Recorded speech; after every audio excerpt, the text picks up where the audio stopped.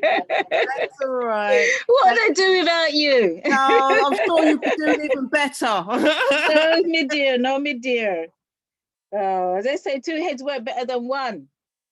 Three heads work better than two, and so on and so on and so on. Oh, thank you, Liz. Okay, and soon we'll all be talking in one voice, and that's what we have to aim for. Yeah, and moving in one movement. Absolutely. Okay, give thanks.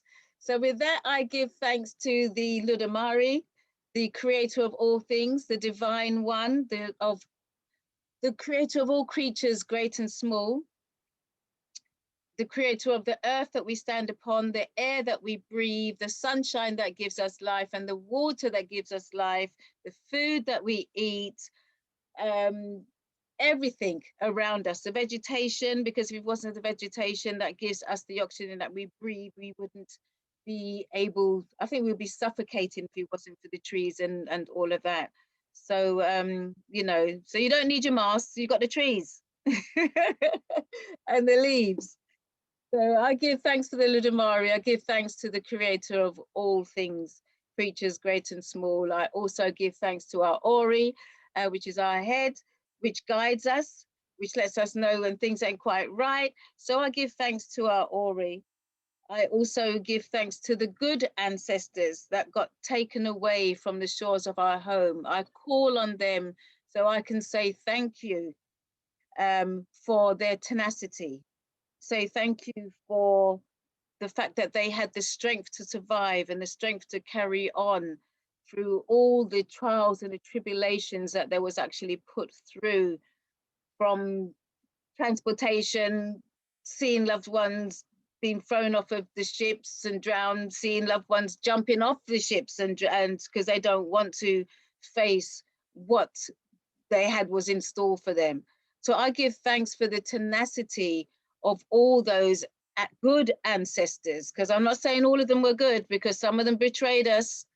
So I give thanks to all the good ancestors who had the tenacity, who had that strength, who had that willpower to keep on thriving, and also the warriors from those times that kept on thriving and keeping the rest of us, I should say, going. So for those ancestors whose strength and tenacity, if they didn't have that, we wouldn't be here today. So I say thank you and ashe.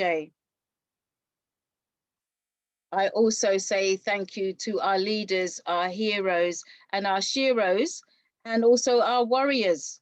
I call on them to give them thanks for the fact that they're the ones who opened those doors for us, or kicked down those doors, who opened those pathways, who made those pathways, who let us realize that we can rise up. We don't have to be subservient. We don't have to lay down and take everything that's given to us. We can fight back, we can strive forward, and we can say no. And this is a time where we need to say no to a lot of things that are actually being put our way.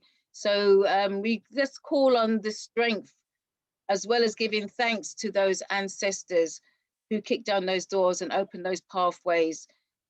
This is the time for us to rise up as a people. And as I said, as Tubada's put in his song as well, talk in one voice, and we need to move as one as well.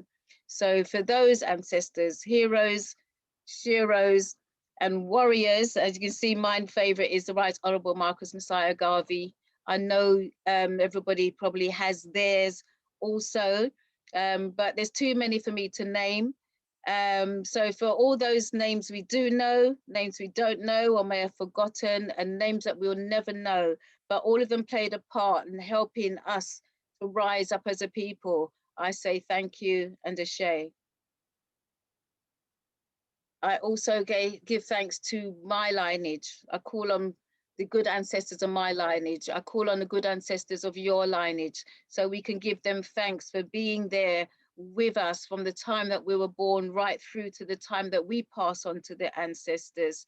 I give thanks for the fact that they're there with us all the way, even though sometimes we feel that we're alone. We're not alone. They are there with us, and we can also call on them for help and guidance.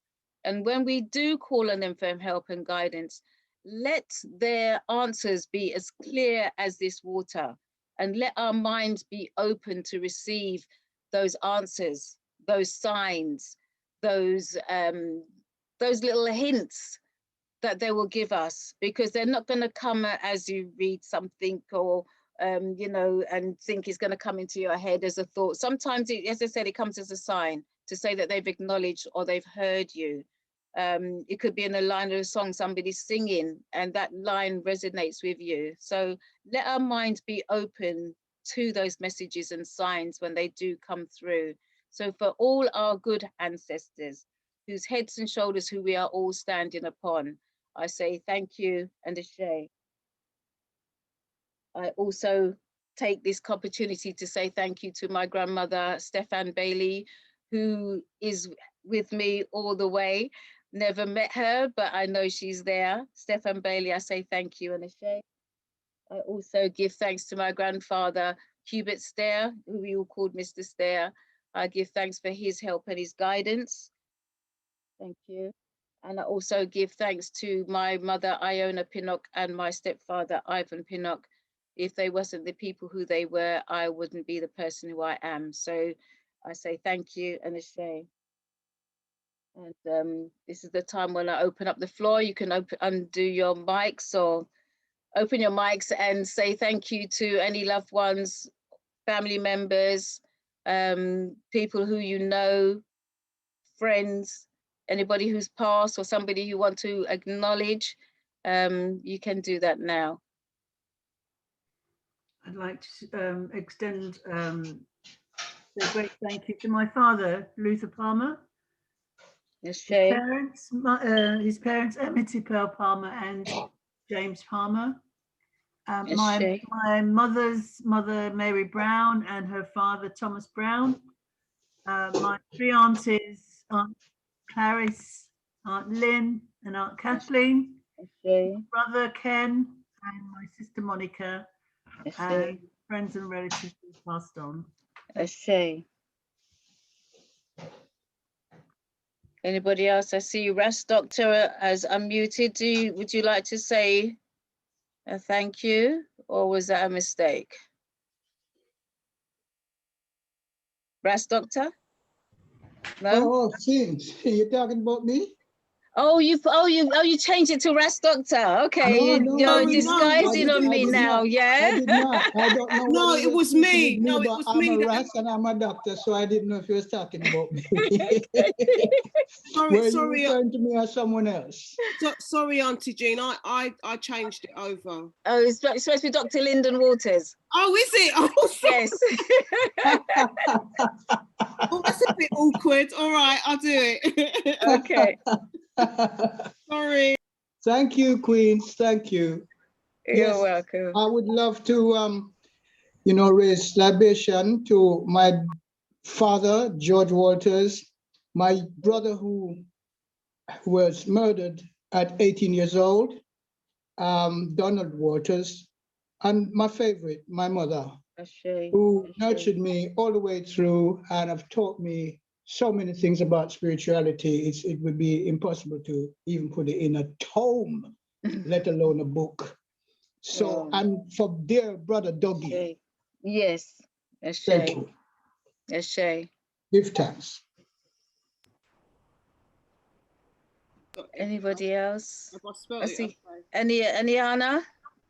Yeah, give thanks. I'd like to give praises to my grandfather, Chief Amos Ndukwe, from Mbutu, Mbise, Imo State, Nigeria, who gave his 12 wives children and that were able to step forth, including my father, Dr. Samuel Ndukwe, who went to Ghana during the Biafran War and met my beautiful mother, Essie Akosua Appiah, who became Mrs. Ndukwe, and gave birth to my brother, Moses Ndukwe, and myself.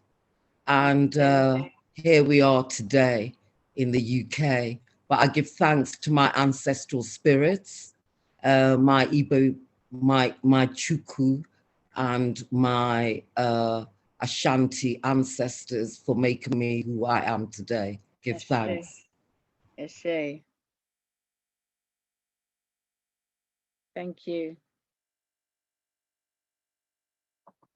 Thank you.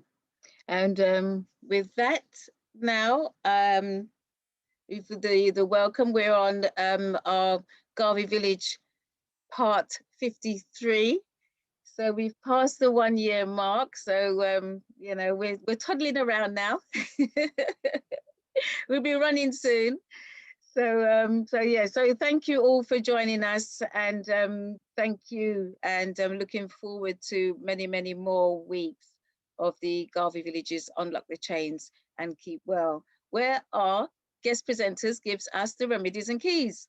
So with that now, I am going to introduce to you our first presentation for this evening with Dr. Lyndon Waters, and he's going to be telling us about a Black experience. So Dr. Lyndon Waters, would you like to tell us a little bit more about yourself, because you have been here before, and a bit more about the Black experience? The screen is now yours, and welcome.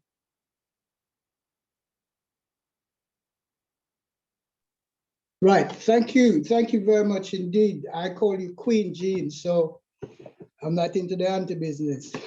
Okay. But still, thank you all for the opportunity. Yes, you know, my Black experience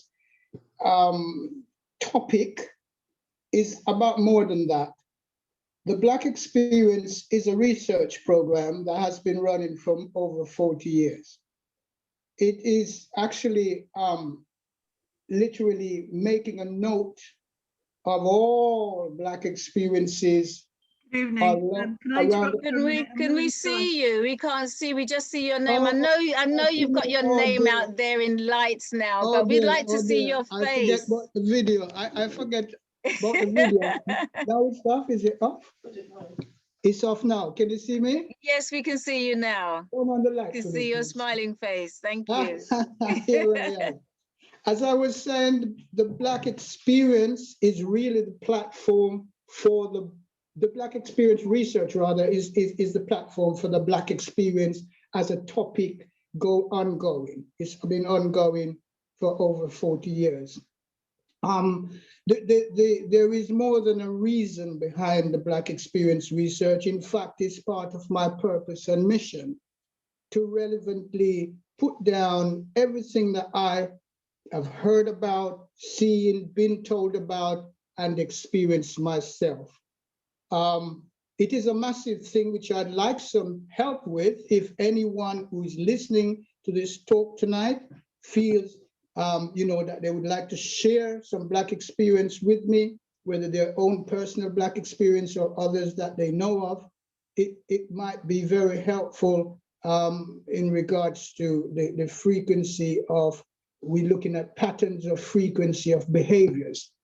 My specialism is behaviors and relationships. There's nothing sort of great about me, apart from the fact that I'm an avid researcher as well, and really have full joy doing that, because it keeps me up to date and it keeps the information I've got current. I've found that lots of behaviors are very troubling for all of us. And so when I refer to behaviors, I'm not talking about anybody on this program or anybody that I actually necessarily know. It is about the behavior, however I've learned about it. In the last talk I did, at the very end, I named 15 distorted thinking. And if anyone is on this talk tonight who were present, then you will remember I quickly ran through them. I'm going to choose one of those on which to focus until the end of the program, but I just want to quickly again name those distorted thinking and tell you some more about distorted thinking. So once I've read the 15 and told you which one I've chosen for tonight's discussion, then I will read you a poem which relates to distorted thinking. So here we go. There are 15 styles of distorted thinking. Very quickly: filtering, polarized thinking, overgeneralization, mind reading, catastrophizing, personalization, control fallacies, fallacy of fairness, shoulds, emotional reasoning, fallacy of change, global labeling, being right, and heaven's reward fallacy. I just haven't said the last one yet because I paused to say the one I've chosen to discuss tonight is blaming. And that's what our focus will be on once I've gone beyond talking about distorted thinking and tell you exactly that distorted thinking in psychology is called cognitive distortions. Cognitive, as everyone knows, is about the way we think. So I trust that that sort of lays the foundation. So I'll move from that straight to the poem so I can put this computer down and feel a bit more comfortable. And I've named this, it's a bespoke poem, by the way, and I've named it Petty-Mindedness, a Construct, AKA Reality. To be petty-minded is to be reactionary. It's effective to design, but format your own petty dictionary. Holding fast to deliberate meanings through one's perception, spitting out venomous spite is the only action. Judging another is one big palaver, determining the frequency involved in a passa. Killing the spirits of others, an addiction, like pouring hot oil upon self or other, but spreading one's obsession. Mastering blame through polarization or even overgeneralization. Working in iniquity with no intention of even the probability of the concept or strength of unity.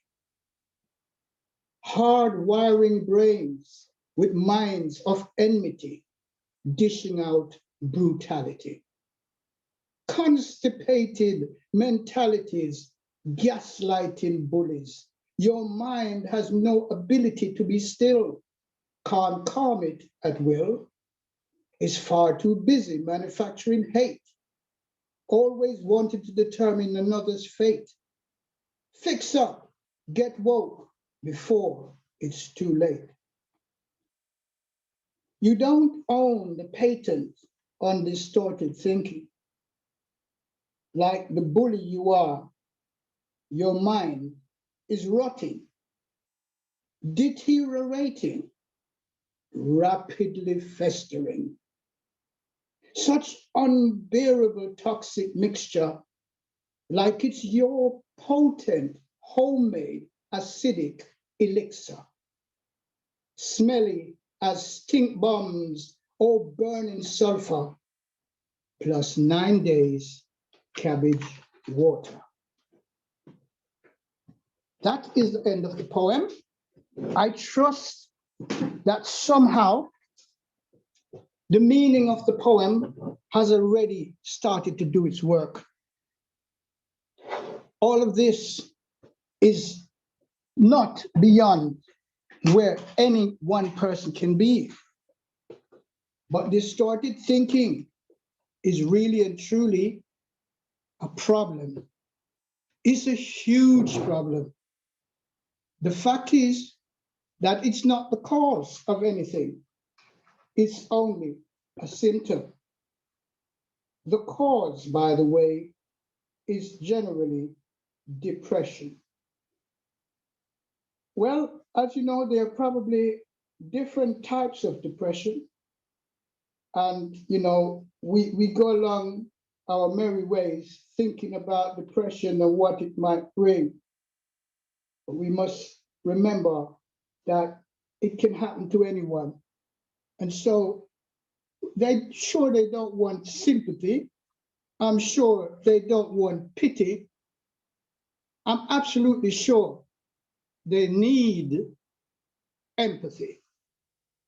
And so despite the fact that I'm going to speak about the worst scenarios, I want to do that to teach us that we'll never be in unity as a people until we do self-reparation. I know about the other reparation, and yes, we are well overdue, but unfortunately, that's not in our control right now. I want us to focus on our own behaviors and be the example within our family and friends units. I want to encourage individuals that nothing we have right now, apart from what's been passed on through us, through the DNA, is really ours. A behavior is just that, a behavior. And I hear people talking about learned behavior. Every behavior is learned, if you think about it. Yes, but we must say to ourselves, we want to at least find the tools, the know-how of how we can change our individual behaviors. In doing so, we'll be setting examples for the people with whom we socialize, with whom we live, with whom we visit, and with whom we probably work. It is very sad for me to having to describe bad behaviors, but that's part of what I've learned to do, because unless we can then accept our vulnerabilities, we will never accept that our behavior is not acceptable. One of the major things I do for adults and for young folks is something called the Behavior Project. Again, another research. And it all starts out with how we are and our personalities. I'm not sure what anybody else know or think personality to be, but I'd like you to put in your chat very briefly what you think personality is, and then see if it matches up with what I'm about to reveal. Personality, personality, personality. What a word. People often get personality and characteristics mixed up, but let me explain. Our characteristic, I say, is like tradition. So it's something handed down to us, and it is our own blueprint. Whilst our personality is very much like culture and values and beliefs, which are made up from all sorts of experiences, all sorts of fallacies, all sorts of realities, all sorts of behaviors. When I think about when I was living back home, and I call it the good old days in the main, I, as a child, noticed a lot of behaviors which I, as a child, knew was not acceptable and didn't want to parrot fashion, didn't want to ape it, because it was really disgusting. You see, I don't know if everybody knows, but let me just say this. Our personality is described psychologically in the following manner. There is an acronym, TAF.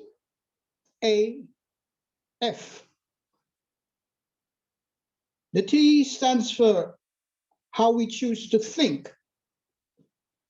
The A stands for how we choose to act. And the F stands for how we choose to feel. Now just think about that for a moment. even if we didn't know that before, and we know that now, I'm wondering what's rebounding in the brains and the minds of the people who can hear this talk tonight. Can you remember a time when somebody you know or didn't know thought in a different way to how you feel was acceptable, acted in a way which you knew was not acceptable, and you didn't know how they feel unless they told you, but of course, they may have been feeling pretty rotten. That's something that we have to look at. And as I say, in psychology, it's called cognitive distortion. So let's just give you the definition of that. Cognitive distortion reflect flawed thinking, often stemming from insecurity and low self-esteem. Negative filters distort reality and can generate stressful emotions. Thought stir up feelings, which in turn trigger more negative thoughts, creating a negative feedback loop. Of all the words I've just used, the most effective word is loop. When something is on a loop, it just goes round and go round and go round and go round. If somebody had, just say, a bad experience, it goes round until you clear it. And there's nobody else, no therapist out there who is worth their salt and who is honest enough to tell you, look, I can be your therapist, but I can't make the things disappear. You have to start to learn. I'll teach you what you can do. I'll give you tools, what you can use. And if it doesn't work, we've got other tools, and so forth and so on. And I know this from a coaching side because I am a coach. My coaching is called iCoaching, and it is there for you as uniquely as you are. It's not one size fits all. It is tailored, bespoke for you, the individual. In designing and formatting that, I realized that I'd hit a synchronicity, because the truth is, if I'm just focusing on that one individual and whom they are uniquely, then it's easier to help them to sort out how to go about solving their own situations. Tonight, I want to draw reference to attitude. Most people will say that person's got a good attitude, a bad attitude, and the rest. There are 4 major types of attitude that psychology looks at. The worst of them is called sicken, S-I-K-K-E-N, attitude. I will define it as it's written. Having a sicken attitude is one of the most dangerous types of attitudes. More than negative, it is destructive. And I repeat that, more than negative, it is destructive.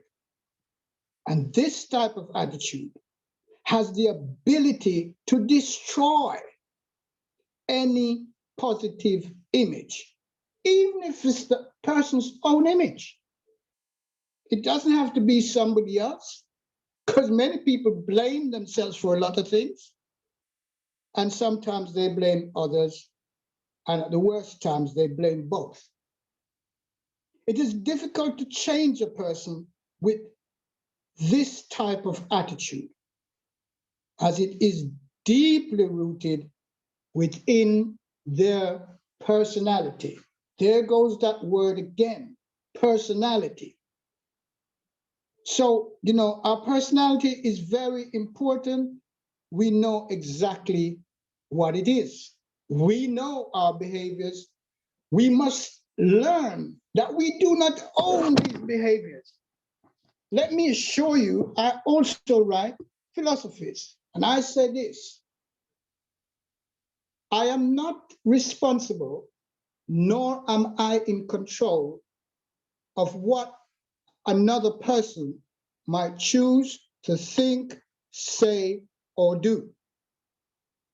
I trust you can let that sink in for a moment, and I trust that you can agree with that statement. But then there's another part to it.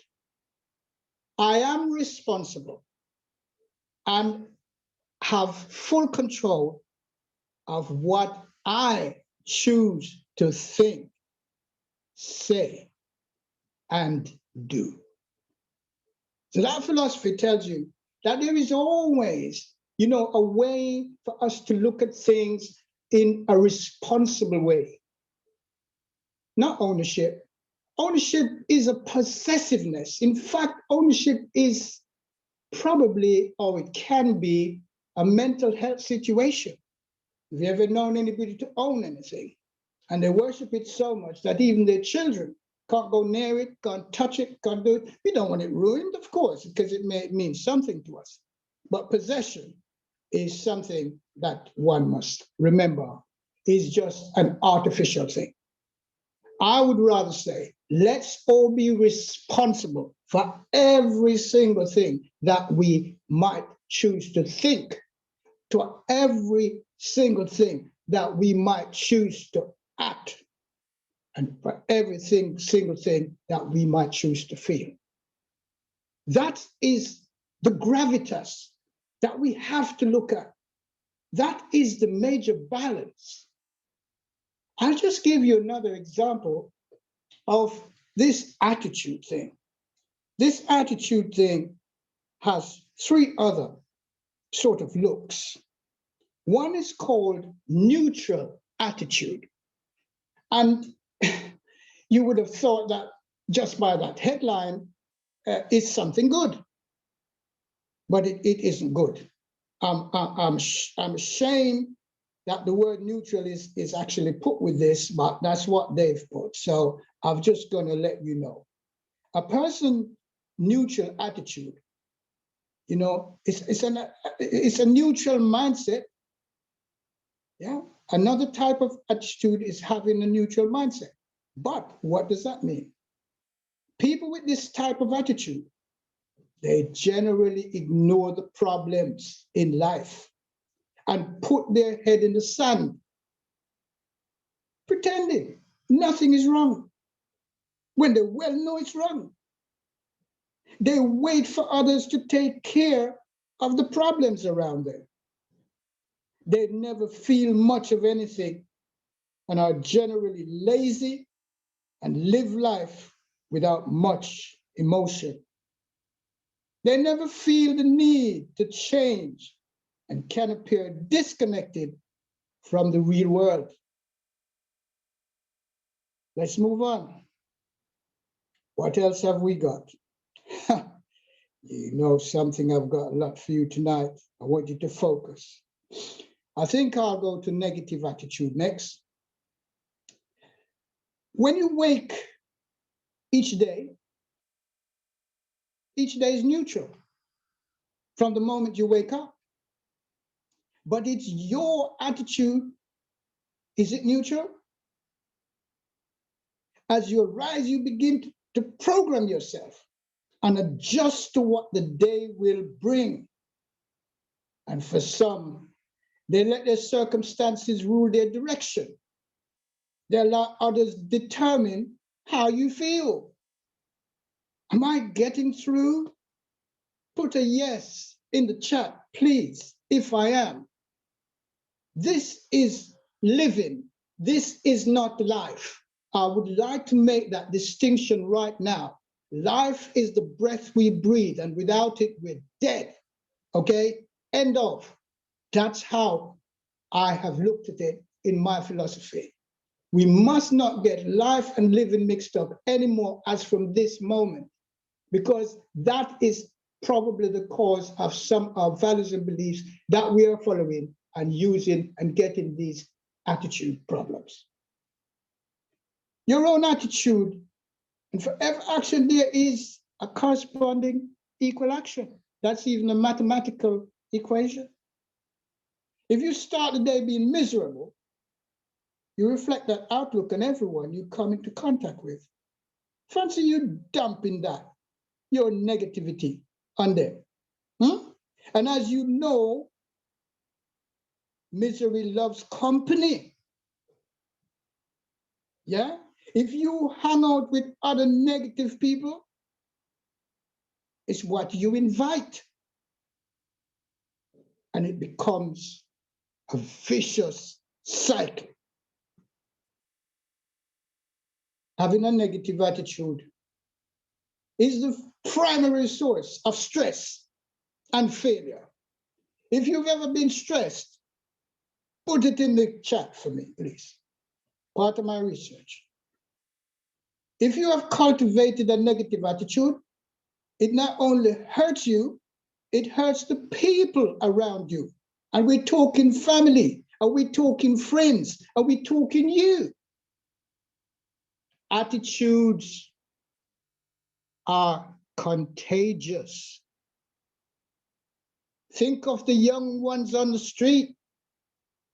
Don't you see, unfortunately, they have an attitude problem built with fear. They have an attitude problem garnered by fear. They have an attitude problem controlled by fear. And so they have no other way of seeing things than to blame somebody else for the way they're feeling. Now, I'm saying this not to blame them, but as someone who's spent 52 years doing outreach work, amongst other things, I can tell you they've told me that. They have told me that. Right now, there's a wonderful young man who's come off the street some years ago and is making his way into where his purpose and mission is taking him. And he gave me the honor of being interviewed by him and me interviewing him. But I was the very first person on his podcast and the last person on his podcast. Such is the honor which is handed out to me. It's not to big up myself, it's just to say that the title that somebody has given me called a mental farmer, he is one of these people who calls me that because he says, I am Mr. Deep. I get right into people's heads. I trust I'm getting into your heads now. So let's have another look at the negative attitude. They can never, the person with a negative attitude can never say sorry. Ever met anybody like that? They blame others if something goes wrong. They forever hold a grudge. They are unable to forgive even themselves. They're jealous of others. They're highly critical of others. They constantly complain. You know anybody like that? Put yes in the chat. It's really a tough situation for people who suffer from these things.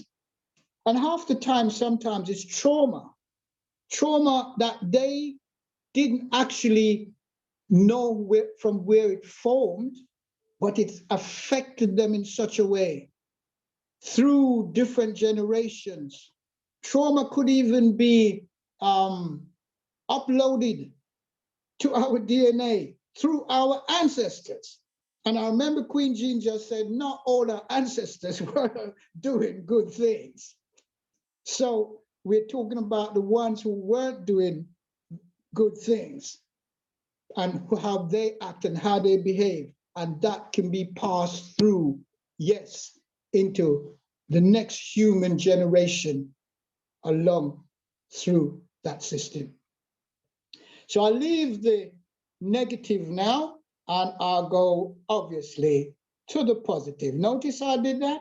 I went to the positive last because I wanted everybody to make sure that we did the worst bit first. Anyway, having a positive attitude means keeping a positive mindset and thinking about the greater good, regardless of the circumstances. For instance, a person with a positive attitude will look for the good in others, regardless of their behavior or how bad their attitude is, by thinking about the greater good. Having positive attitude has many benefits, which affects your self-esteem and behavior in a good way. In a good way. And I say one more time, in a good way. Your attitude influences lives every day, both positively and negatively. And one of the most wonderful things about having a positive attitude is the number of people it touches, often in ways we don't expect. Your attitude not only impacts happiness and success, it impacts the people around us, including family, friends, co-workers, and direct reports. A positive attitude brings with it opportunities because it makes you more approachable and likable. If you have a winning attitude and positive presence about you, you'll naturally attract the right people into your life. So I ask you, if you know anyone, if that anyone happens to be you, and you are not attracting the right people in your life, will you be able to sit down and buy reduction? Examine your own attitude. Examine, scan it, just like you would have done to a piece of technology. Scan it. What about the relationship you have with yourself? Are you blaming the other you? It's really something that one needs to think about on your own. You don't need me to tell you, don't need anybody else to tell you. I'm only here to broadcast what is the problem in, in behaviors. Behaviors, we can't just look at it as good or bad, because dualities never tell us anything, really. Dualities are made up as part of our beliefs and values. And although I know it's been used through the cultural stages, knowing good and the importance of knowing bad, yes, I can see the point that they were making, but the truth is, think about this. On any continuum you like, let's call it a line, and it could be going horizontal or vertical. So you got a top and a bottom, or you got two extremities in any way. So good goes in which hand? Which hand would you put good in? And which hand would you put bad in? Open your arms wide like wings. Turn your palms upwards to the roof and weigh which one of those two weighs more, bad or good. Just let your hands go. Just ask yourself the question and let your hands do the thing. Let it be the scale. And I think you will find that it starts to unbalance one way or the other. It is not going to stay exactly where you just put it. It's like a bird flying. The bird flaps its wings until it gets up to the airstream that it can just soar on. Yes? Where you see it moving sideways and the other side and so forth. It's a heavy weight, but like the old-fashioned scale, which they show in this scale of justice thing. Remember when we were selling stuff back home, like food, and you say, I want a pound of yam, Miss Doris, and she put the yam in one side, and then she takes the weight and she puts it the other side, and that's how she knows how much it weighs. How much does your bad weigh? Put it in the chat. Thank you. How much does your good weigh? Put it in the chat. Just put bad, put a number, good, put a number. I need you to really and truly, at this stage, ask me a few questions. Could you do that for me? Because I think that I have put out there something that you need to consider. If not for yourself, it might be on behalf of somebody else that you know. And I would like, while questions might be rising in your minds, for you to throw them at me. If I can't answer them, I'll tell you honestly, I can't. So, is there anybody who's putting anything there? Who's controlling the input? I can't see any questions as such, more, you know, agreements of what you're saying. Well, do you want me to just no carry on or what? Sorry? You want me to just carry on? Yes, has anybody got any questions that they'd like to ask or put forward to Dr. Lyndon? It's quite quiet out there. Oh, sit, Patricia.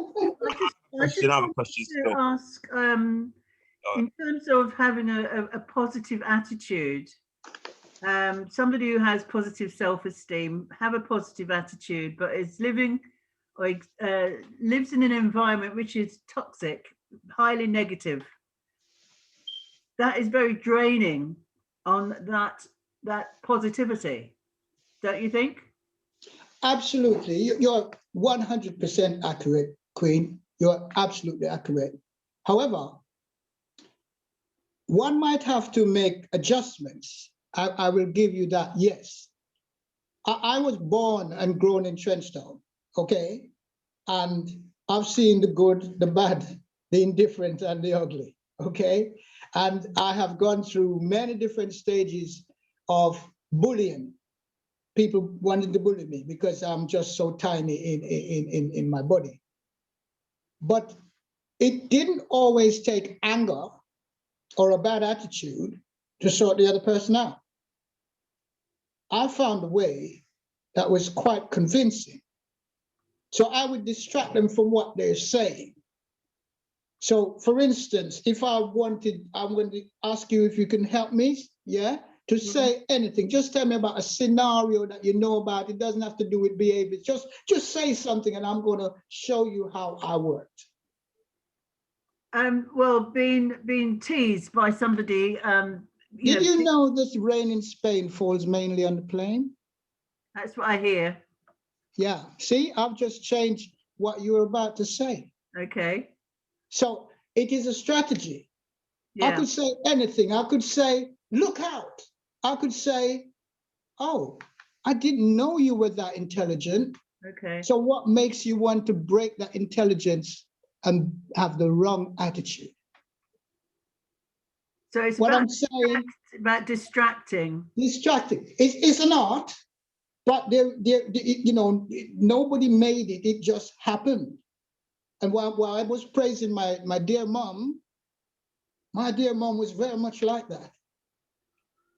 You see, she taught me. So you come back to learned behavior. Well, every behavior is learned, and so that was learned too. Yes, yeah. Because she would say, "But Miss Ivy, why you always into quarrel with people?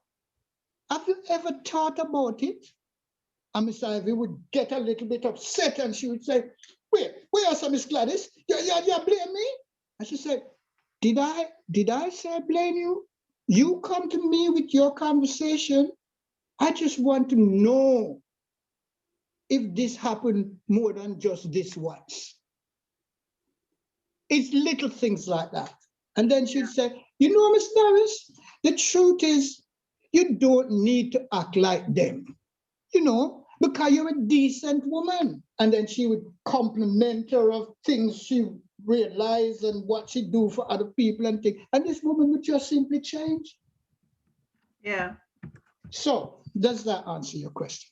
It helps, but I was more thinking more of living in this part of the world, because like you, I've traveled to this part of the world from a very early age.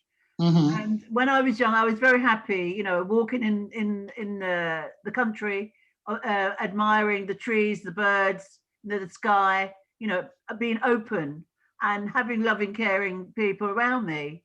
But coming to an environment that is, you know, you don't know the people that you're passing, if they're human or if they're just objects. Excuse me laughing, but that resonates with me too, yes. Well, certainly. And when you, as a child, try to be polite to everybody and care, because you've come from an environment where you've been taught to share, you've been taught to care, you've been taught to be respectful of yourself and others.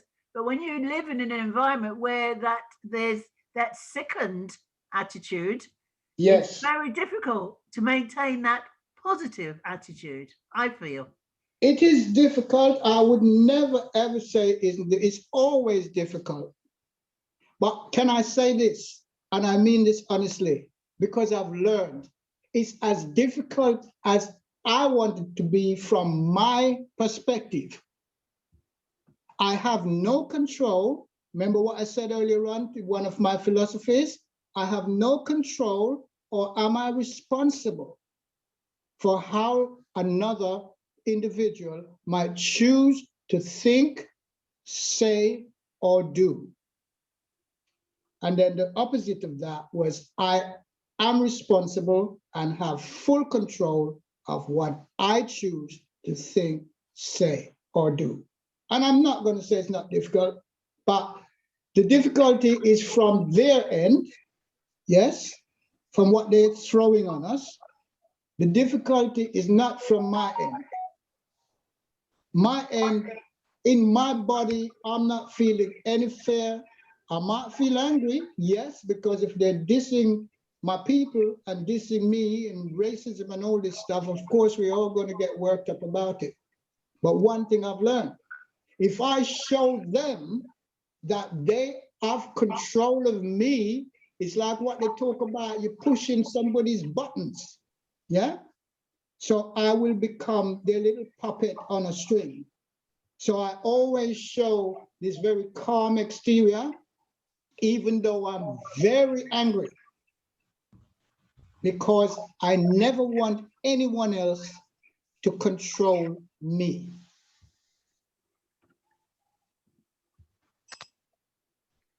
So what does the anger do to you then? Because I think that's fine to be able to control yourself in terms of the treatment, the injustices that we are exposed to as African heritage people.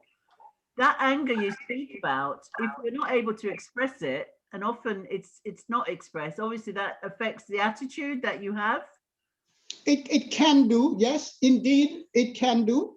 But you see, when I say angry, if somebody doesn't actually put my life in danger, can I put it that way?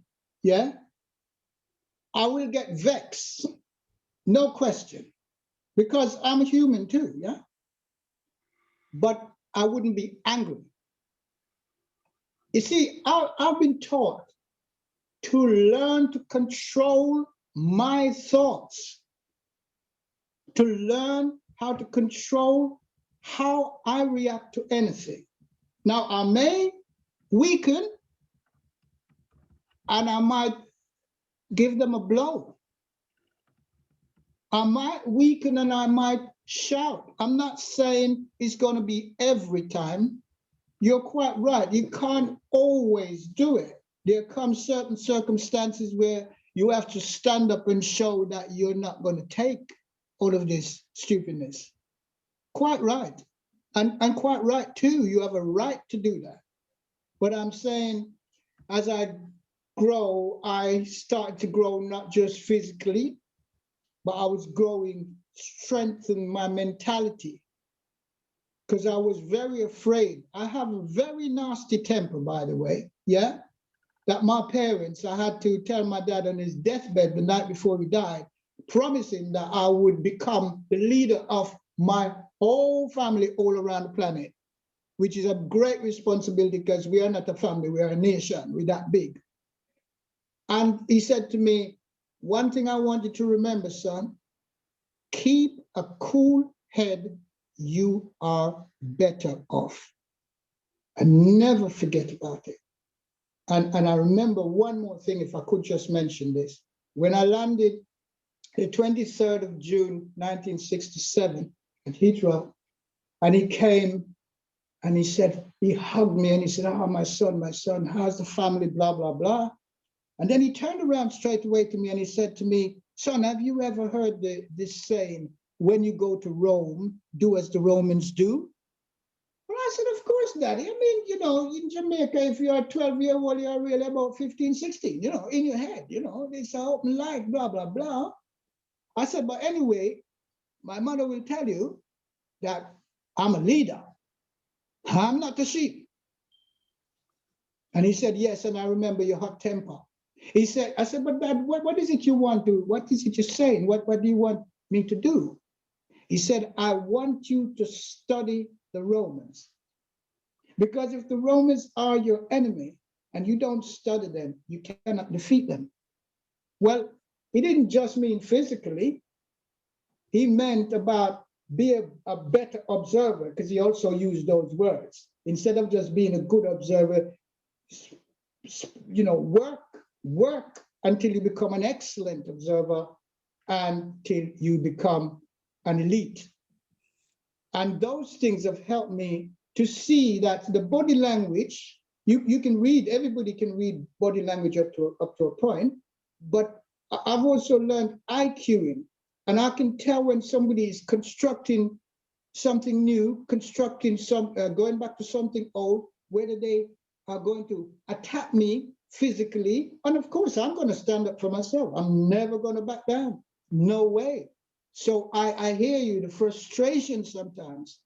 You have to ask yourself, what else can I do? Because I didn't bother anybody. I'm just living my life and this person come and want to interrupt it. But like I say, I wouldn't give anybody the opportunity to control how I choose to feel. And that's really the background to the whole thing. But I empathize with what you're saying. Please get in touch with me. I'd love to have a conversation with you over the phone. Yeah? Okay, no problem. Would you do that, please? Yeah? Yes, Or write to me on the Black Experience, whatever you need to do. Please get through. I want to talk to you some more. All right? Yeah. Thank you for your question. No problem. You're welcome. I'm happy. Thank you. Okay. I noticed before, Chukwunye, you unmuted. Do you still have a question? And then Sister Anna. Yeah, I do have a question. I thank you, Auntie Jean. You're welcome. Dr. Lyndon, Dr. Lyndon Waters. Dr. Waters. Yeah, I see that. Yeah, man, I just want to say thanks and big up.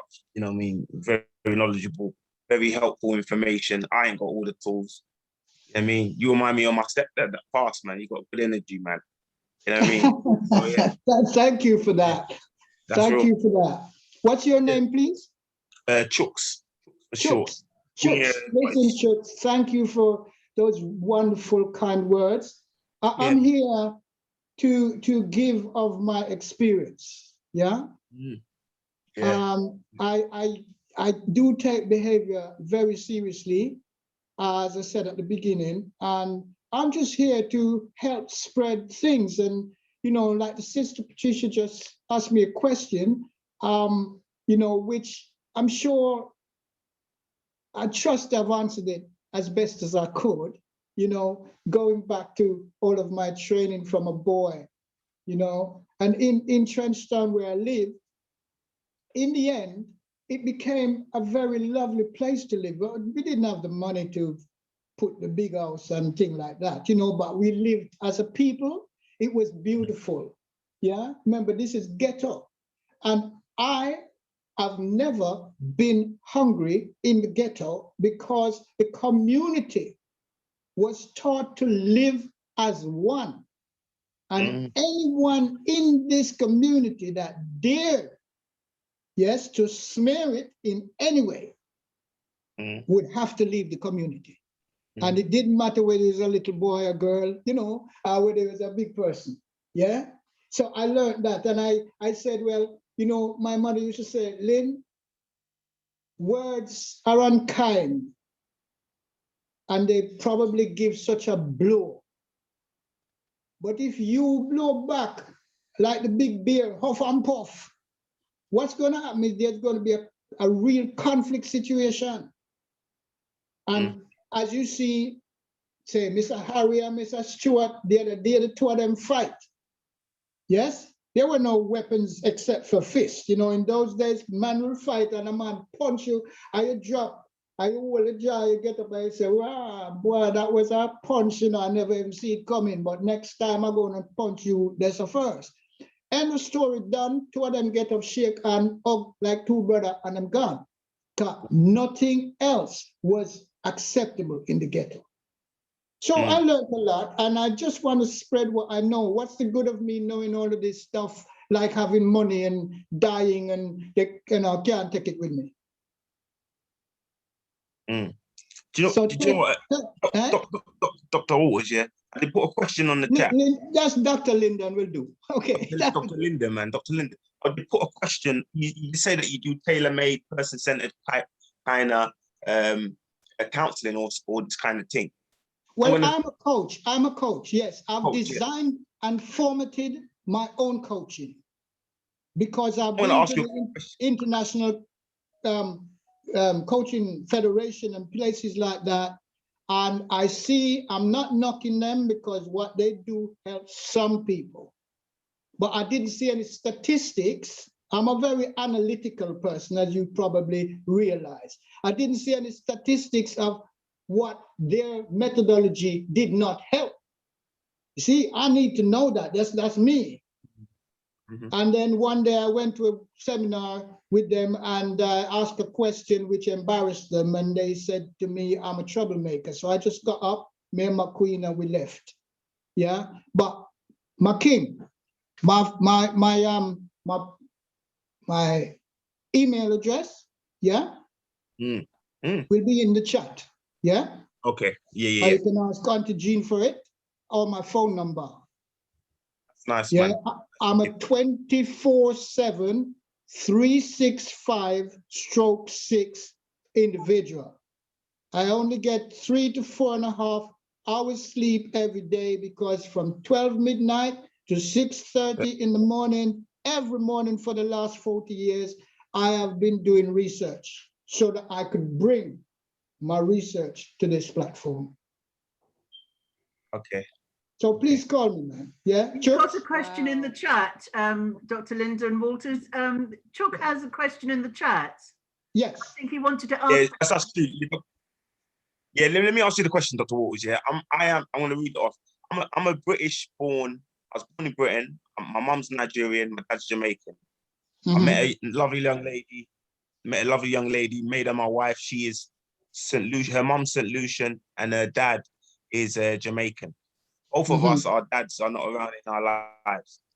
Dads are not around. My dad's been in the mental health system for maybe like 50 years, or from when he met me, when he met my mum. My man is around 60 odd, or 60, 70 odd, maybe 40. Her dad was married to her mum, split up with the mum when she was young, like 6, 7, and had other relationships, other children, and moved on. Like a lot of Jamaican men, to be honest, you know what I mean? anyway, so I don't want to diss it, but yeah, that's just my view. He's got maybe 10, 12 views. But anyway, I think my missus, we're separated now. Not proper separated. I'm talking about a couple months or something like this. Don't really get on with the mum too tough, because I don't think the mum's got my interests at heart. I think she got the interests of her daughter and our children, which is understandable. But I don't think she got my interests at heart, and never has. Me, like my dad, I got a mental health history myself. System did catch me or whatever, and you know, my mum put me in the mental health system. They drugged me up, made me believe that I was unwell.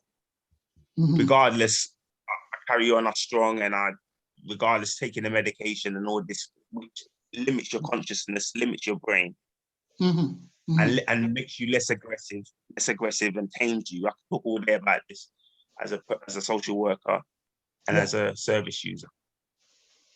Long story short, we're separated now. My missus is saying that you should take your medication, take your injection, all this type of thing. They want to, her and her family and my family want to push on me. Yeah. And I'm my own man. I'm a big man, 40 now. You know what I mean? Yeah. And you know, I don't have to listen to any of them. You know what I mean? So, so we're separated on that basis. My missus, I think my missus has got identity issues anyway. You know what I mean? Because she seems like she's more Indian, St. Lucian. Does that make sense? So when I meet her, I met her. And when I met her family, I just see bare Asian Indian people. And her mum apparently her dad is black and her mum is blatantly Indian, like indentured or kind of Indian, you know what I mean? But then so my wife, I don't know, she just seems to have, I don't know, whenever she worries, she runs to Asian people or something like that. Because I don't know, just how she wired. You know what I mean? And I see how my absence is affecting the children. Yeah. And another thing, she's in our house, we own our house, and I've had to leave our house and rent a private place. Yeah. All during my recovery. So I tell you what, can I interrupt you for a minute? My brethren are telling me that my wife and her family and my family should be helping me in my recovery and hearing my voice and supporting my wants, what I want. Yeah. But I don't know, they just want to nullify the situation. Yeah. All right, listen, can I say this? Please interrupting you for 1 sec. Yeah, go ahead. That's better for you to call me, right? Ask Auntie Jean for my number. And please call me. Doesn't matter what time of night or day you call me, just call me, man. All right? I will do. I want to show you that, you see, it's very important about when mixing culture. You mix in culture, there's always going to be a conflict. All right? Sometimes it doesn't happen straight away, you know, but values and beliefs and culture, if they're different, that's a conflict in itself, okay? So please call me. I've got a couple of tools you can use to help to keep you a little bit more clear-minded, yes? Because the answer is going to come from you, but what we'll do, we'll look at the whole pattern of each one's behavior in the relationships, because that's my strength, is relationships and behaviors. And then we'll be able to talk a little bit more loosely about certain bits which you can't talk about on the phone. All right? On this chat, rather. Yeah? Yeah. You happy with that?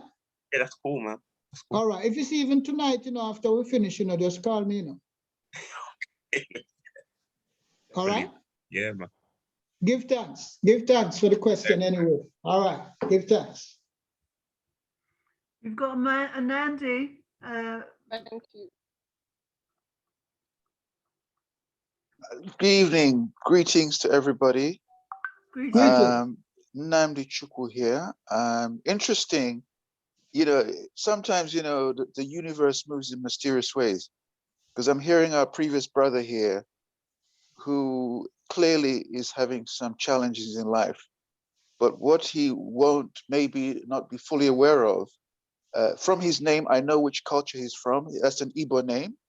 I am Igbo by origin, but Medea Rima, Medea Trench Town, Medea Jungle. Wow, Rima, yes, come on. Medea Rima, Medea Trench Town. All of them things are going right now. And it's like, I'm listening to Dr. Lyndon, and it is really fortuitous, Doctor, that I came on this call by chance. And I'll tell you why. My degree is in psychology. My master's research is in behavioral psychology.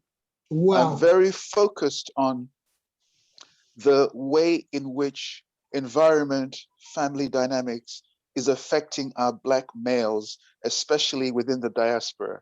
And there's a number of reasons that I have seen that impact on our mental health, especially within the diaspora. We disproportionately suffer from quote unquote mental health, especially our Black males. Yes. Now, surprisingly, which a lot of people on this call may not be aware, or some may, actually, one of the key elements of that is diet. And diet, and the lack of vitamin D, I can contest to this personally. Vitamin D deficiency, people, can actually be the reason for 80% plus of our behavioral issues. Because actually, when we rebalance our vitamin D, many of those so-called psychological problems disappear. So one of the last things, if you go to your GP tomorrow, the last thing they will ask you about is diet, nutrition. They will go straight to prescribing you with some kind of drug that's going to dope you up, that's going to give you secondary issues, secondary, let me say, symptoms. And they never address some of the fundamentals, which is, what is your diet? What is your social circumstances? What is your family support system that may be impacting on all these other things? So to our previous brother, who is Igbo, because his name says he's Igbo, and I don't know if he speaks it, but so my first language is Igbo. I speak it fluently, and with 5 other languages. But I would advise him to definitely speak to you, Doctor, after, and I'm sure that the advice that you will give will impact his life greatly. My question to you, Doc, because I do a lot of work in Jamaica, actually.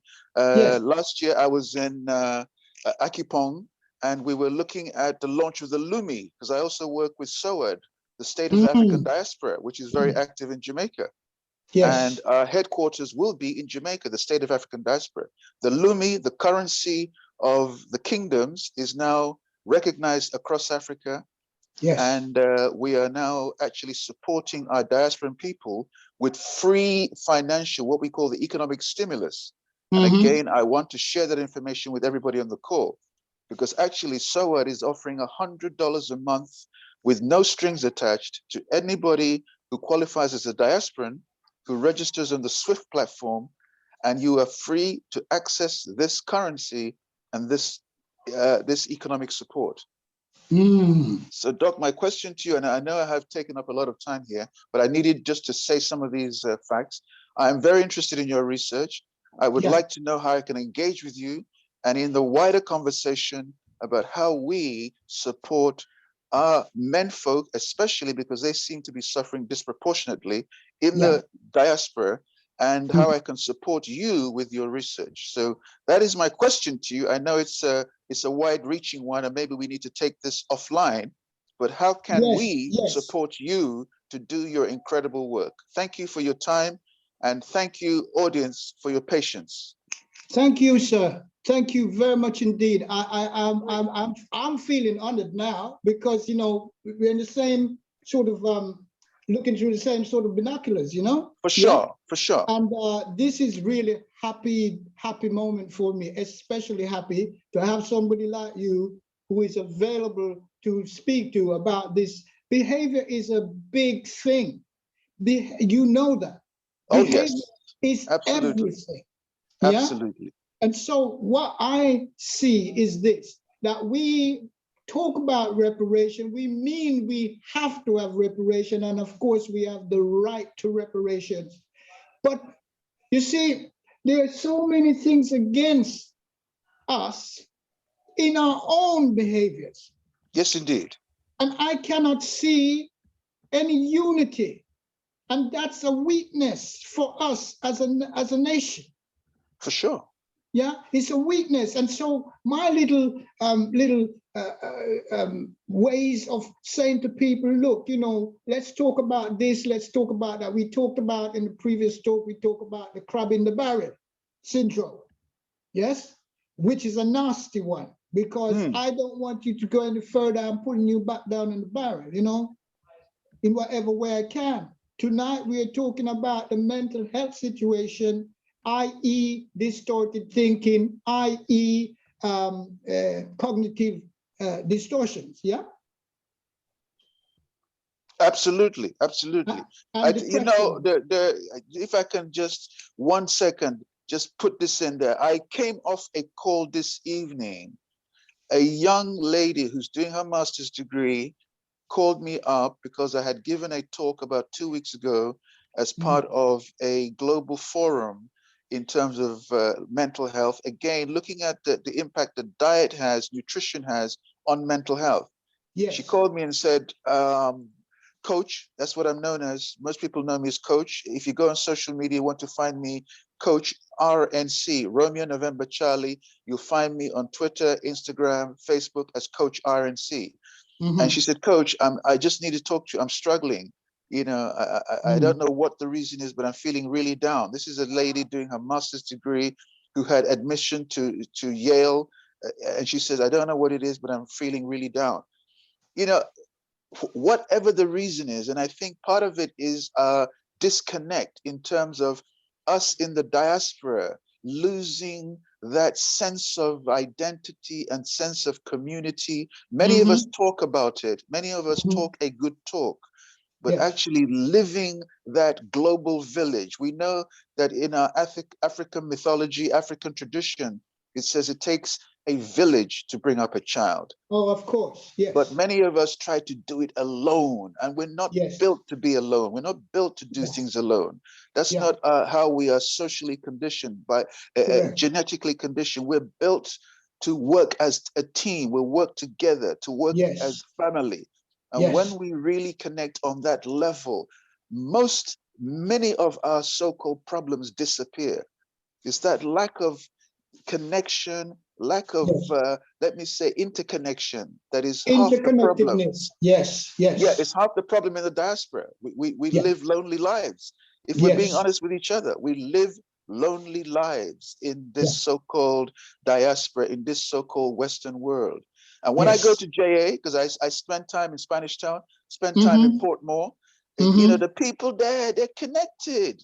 You speak to people, you can't go a day without talking to someone. You can't go a minute, half an hour without talking to That's right. That's Jamaica for you. That interaction, that connection with humanity, with each other, is half the battle, if not most of the battle that we're facing in this so-called Western world and Western living. Not least of all because our food is artificial, and that's part of it. Not because our melanin doesn't allow us to kind of convert enough vitamin D. That's a part of it. So it's diet, it's environment. When you put those two together, you have a serious problem. When you put those two elements together, we are struggling on many levels. And that is what I need to share with our people. Thank you, Nandi.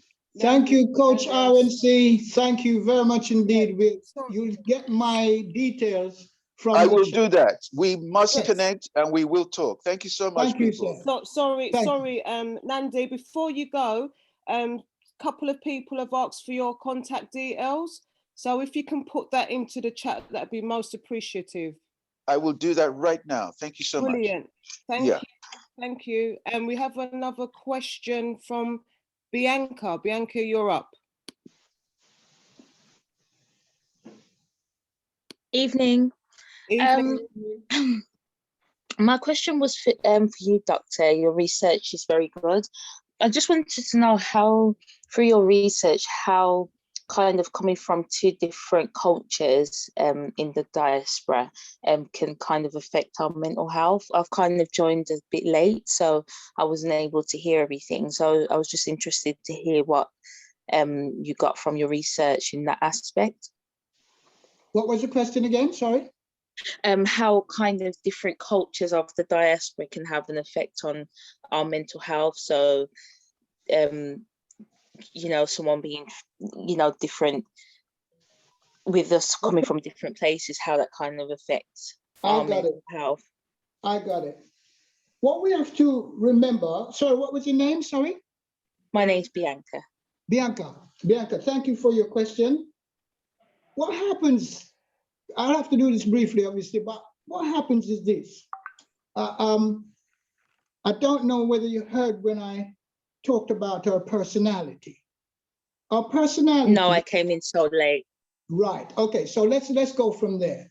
Our personality, what do you think personality is? Can you help me to let me know what you think? Personality is what makes us unique. Right, but what exactly is it in parts? You know, how is it made up? Of our surroundings, of our communities, how we've been raised, our backgrounds. Right. So you see, you've almost answered your own question there, and I'll show you how. Personality is everything you just said. I'm just going to do it in the way I know, okay? And you will see that you are so very close, if not spot on. Personality is made up of TAF. That's an acronym for everyone to remember.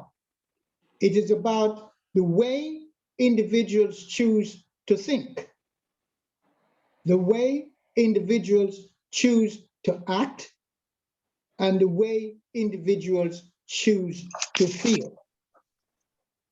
So any sort of conflicted sort of situation, imagine somebody who is suffering from distorted thinking. How might you know if that person is suffering from distorted thinking? You would know by one of the 15 distorted thinking modules that I've mentioned earlier on. So that person might be suffering from wanting to control everything that happens around them. Can you see what I'm saying? Can you hear me, Bianca? Yeah, I can hear you. Yeah, so it could be a person who sees themselves as a mind reader. You know, it could be somebody who comes to a general conclusion based on a single incident. And there are more. I won't go through the whole thing. Tonight, mine is about blaming. Many people do a lot of blaming. And they blame because their esteem is so low, their confidence, their self-worth is like lower than a snake's belly to the ground. Now, if you're speaking to somebody who is suffering from that sort of mental health situation, not many things are going to make sense to them. And of course, it depends on the approach that we use. Is this helping you so far? I feel like it's not about different cultures, though. I think it's deeper than that. I think as Black people, as a collective, I think we all kind of do think the same. I just think that it's because of what's happened to us and where we ended up in the world, that's what's affected us as such, not really the fact that we're from different cultures or different traditions. I actually think we're actually the same. I just think things have just been pushed on us and that's affected us. Yeah, and I will say to you, to me, that's a great explanation. So what you probably didn't hear, obviously, because you joined late, you see, values and beliefs aka culture. When one is used to a particular type of culture and you meet up with somebody else from another type of culture, it could be a good thing if both are willing to listen to the other one, what makes them believe this, what makes them act like that, and so forth. And as you say, it's not about, you know, because we come from this way and that way. Yes, in a way, yes, but in another way, it is. I'm going to give you a very small example, but a very, very brilliant one. Brilliant being, you know, it's not praising myself. I mean, it's sort of going to stand out as a visual. Imagine a mixed race like Bob Marley, individual, marrying a really well-melanated woman, Rita Marley. Two different cultures. Even though he's Jamaican, where they live is uptown. Where we live is downtown. Uptown is where everything happens. Everybody aspiring to go uptown. So the culture in that community is about feeling better about themselves, about the ones like me who live in the ghetto. So if their approach is like that, then we are in problems. Can you see what I'm saying to you? Yeah. And yeah, so it's absolutely I true. admire my brethren Bob Marley because his people are rotten rich when it comes to money. And he walked away from it all because he wants to tell them, I'm black. Even though he's got a white father and a black mother, you have to choose sides. This is unfortunate, but this is a reality. He could have chosen to follow the white culture and just live the way they choose to live. But he said, no, I am black. He is just making that big statement by moving from where you could have land where you can't even see the end of the land to come and live in the ghetto where you're living in one room with about three or four more people. So it depends on the individual approaches, and that will be definitely determined by values and beliefs. Thank you, Doctor. I totally understand. Please, if you want to continue, get on the phone or the email. Please write to me on the Black Experience and blah. It's all on the chat. Okay. Thank you, Doctor. The next question was for Coach RNC. I know that he said that, we choose to do things alone, but I object, and I feel that actually we don't like to do things alone. I feel like I feel like most of us in the UK don't want to raise our families alone in a certain environment. I really think we don't. We don't choose to be alone. It's just unfortunate that in the West, this is why there's so many, families that are separated, or broken families, is that's the word you want to use, single moms, whatever you want to call it. But I don't feel that the terminology is that we want to do things alone. I think we're in a system that makes us be alone. I think once we came here, we those values of what we had back home in Africa, it just goes. So I just wanted to say, how would that change? How do we get back to having the same values that we did back home over here in this way of community, or it takes a village to raise a family. I just don't feel that we choose to do this alone. That's not the mentality. It just happens that way. Are you referring that question to me or to RNC, Coach? RNC. RNC, are you there? Coach, RNC? Nandi?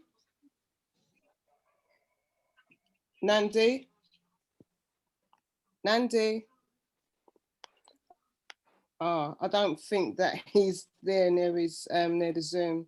Nandi? Okay.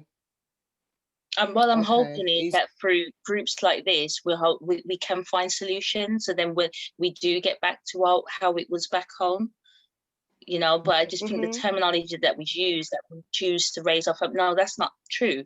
A lot of us wouldn't, if it was up to us, we wouldn't even have our kids in the West. We wouldn't even be here raising our children alone, or, you know, without being, you know, without the village. So as a people, we need to look at solution and how we can get back to those ways of thinking and building our community up like we would have back home. Exactly. Bianca, And this is why we've got this platform, as well. Sorry, Dr. Lyndon. Go ahead. Yeah, this is why we have. Yeah, this is why we have platforms like the Garvey Village and also the African Cultural Market. You know, it's about our traditions that we've seemed to have forgotten, and which we should actually be following some of those traditions. You know, simply like having a table at home to eat a dinner with all the children at a certain time.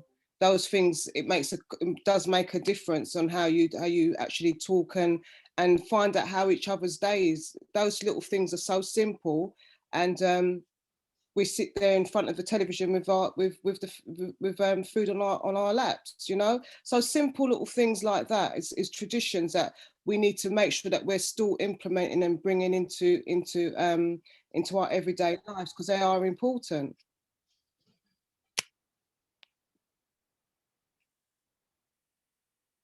Nandi? Okay. Nandi doesn't seem to be there, so I'm here. Yeah, I'm here, guys. What was you up to? We've been calling you for such a long time. I'm so sorry. You must have been going to eat or something. I won't say the other thing, but well, no, but, absolutely. You're right. You're right. I confess. I went to get a cup of tea. I'm so sorry. No, you're fine. Don't worry. I always know what you're doing, even behind, even though we're all in Zoom. I'll catch you out. So, it's Obia you're dealing with. No, I don't deal with none of that. It's just my intuition. That's what we call it. Okay. Okay. All right. So Bianca, she had a question for you. Bianca, are you still there? Yeah, I'm still here. Hi, Coach. I was just saying that the terminology that was used earlier, saying that, you know, we are trying to do it ourselves in terms of how we're raising our families and not doing it as a village. Well, I'm saying it's not through choice. You know, we don't want to be raising our families by ourselves in the West. It's just that it's put upon us. You know, we are dying to try and have things how we would have had them back home, back in Africa, where the village helps us. But that's not the case over here. In fact, I don't know, you know, in London, there are parents wishing that they could, you know, have things how they had it back home. So I don't think it's a matter of us wanting to do things by ourselves. I think it's just how it is for us here in the West. It's just, I can't really find the words for it, but it's just, no, you are very correct. I think a lot of it is circumstance. It's not a choice thing. It is by situational rather than, let me say, something you desire. But even having said that, I think part of it is actually, you know, there's a saying that the best way to predict the future is to create it. The best way to get what you need is to kind of create it, to actually actively, not reactively, but proactively seek it out, make it happen. So just like with COVID, we found actually how interdependent we are, that we actually do need each other. We need each other in so many ways. And we can start, be the change that you want to see. If you believe that actually a village is the best way for you to bring up your child or to be part of a society or community, then start to create that thing one at a time. You know, we don't eat the elephant in one go. So one at a time. Start by really connecting with the next person. And I'm going to really kind of summarize this by saying something I'd said in a presentation I did a couple of weeks ago. When people were saying, I said, one of the things we need, like the doc said earlier, is more tools in the toolbox to deal with the problems that we face. One of the problems we have is the limitation of tools we have in the toolbox. When there's only one tool in the toolbox, and that tool is a hammer, every problem becomes a nail. I think a lot of us are familiar with that kind of euphemistic saying. So what I'm saying is the other thing we can develop is counterintuitive thinking.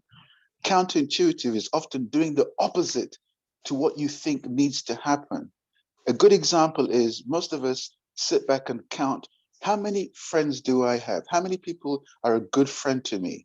What if you flip that script and start examining, how many people am I a good friend to? That simple reversal of that mindset kind of changes everything for you. Instead of sitting back and say, well, you're not a good friend to me. Well, you're not. Say, well, how many people am I a good friend to? That simple change in thinking also results in a change in behavior. Now you are now proactive. Now you're testing yourself and measuring yourself in terms of how many people am I good to, good friend to? And that leads on to so many new opportunities and creates so many wells of goodwill, and suddenly your situation changes. So it's a small little, let me say, adjustment in thinking that can often produce a whole different set of outcomes. I don't know if that helps you, but I hope it does. Yes, thank you, Coach.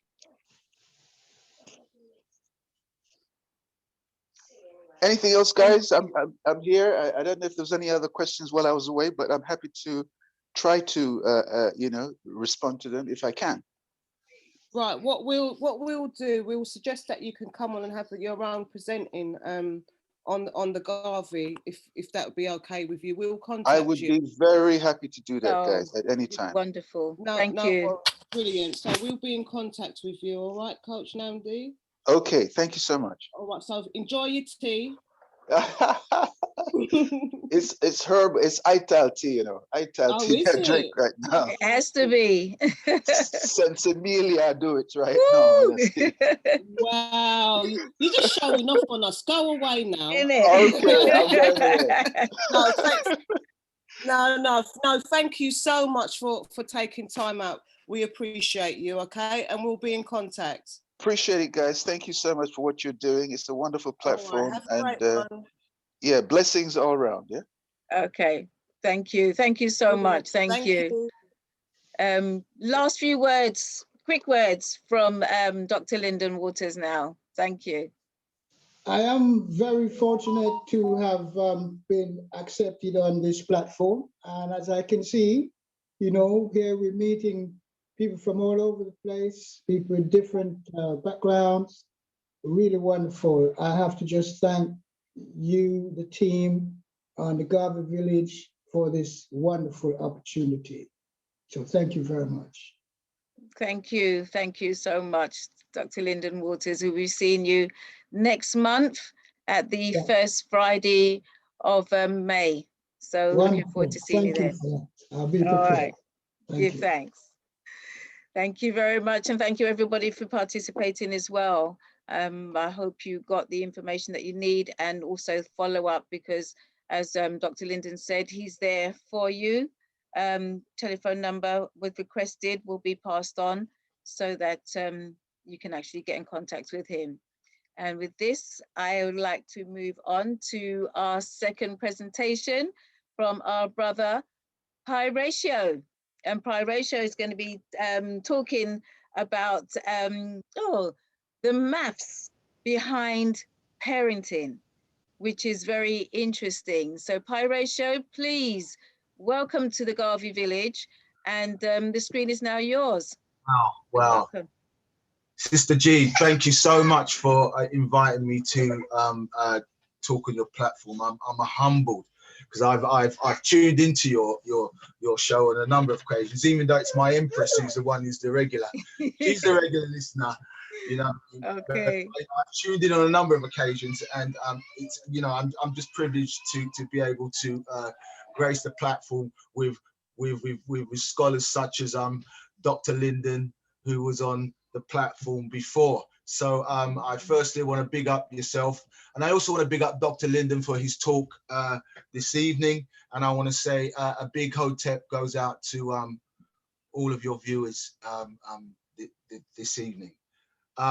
Before I go into my talk, I actually want to just highlight a couple of points that Dr. Lyndon raised in his particular talk.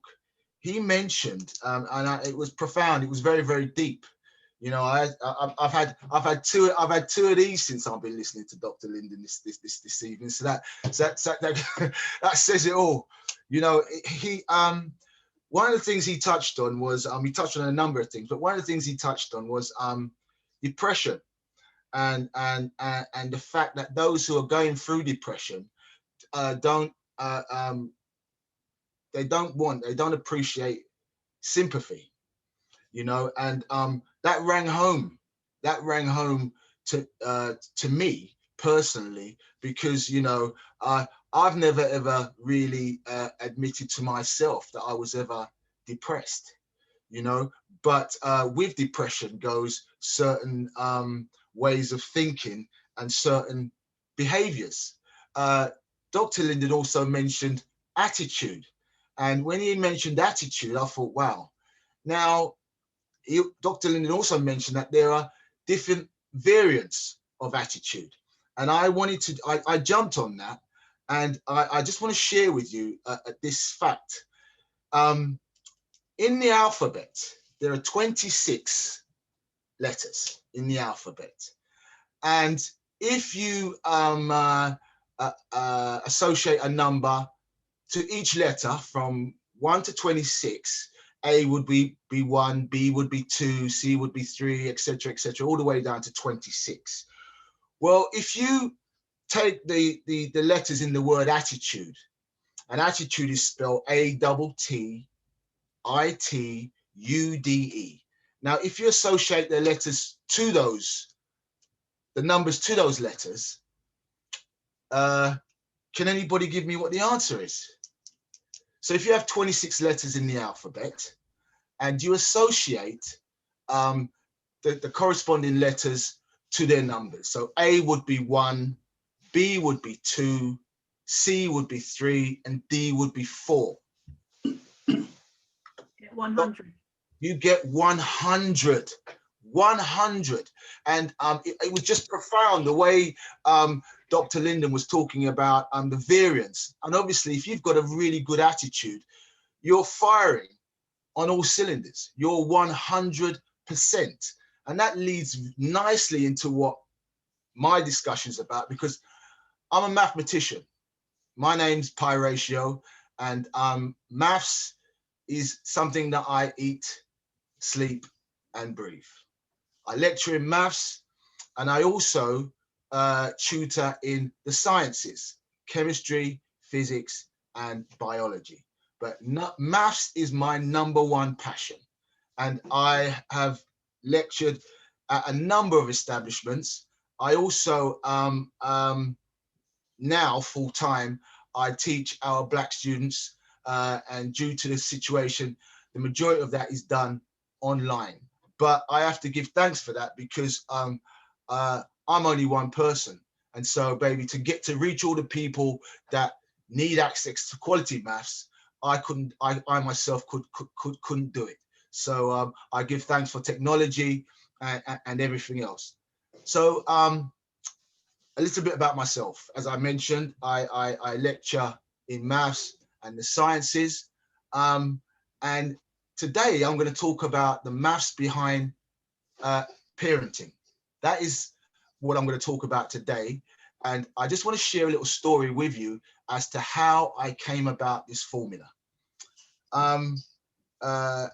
A number of years, I'd say in 2010, my empress had to go and renew her documentation, because she's from Jamaica, and she hadn't received her papers yet. And so while that was going through, you have to keep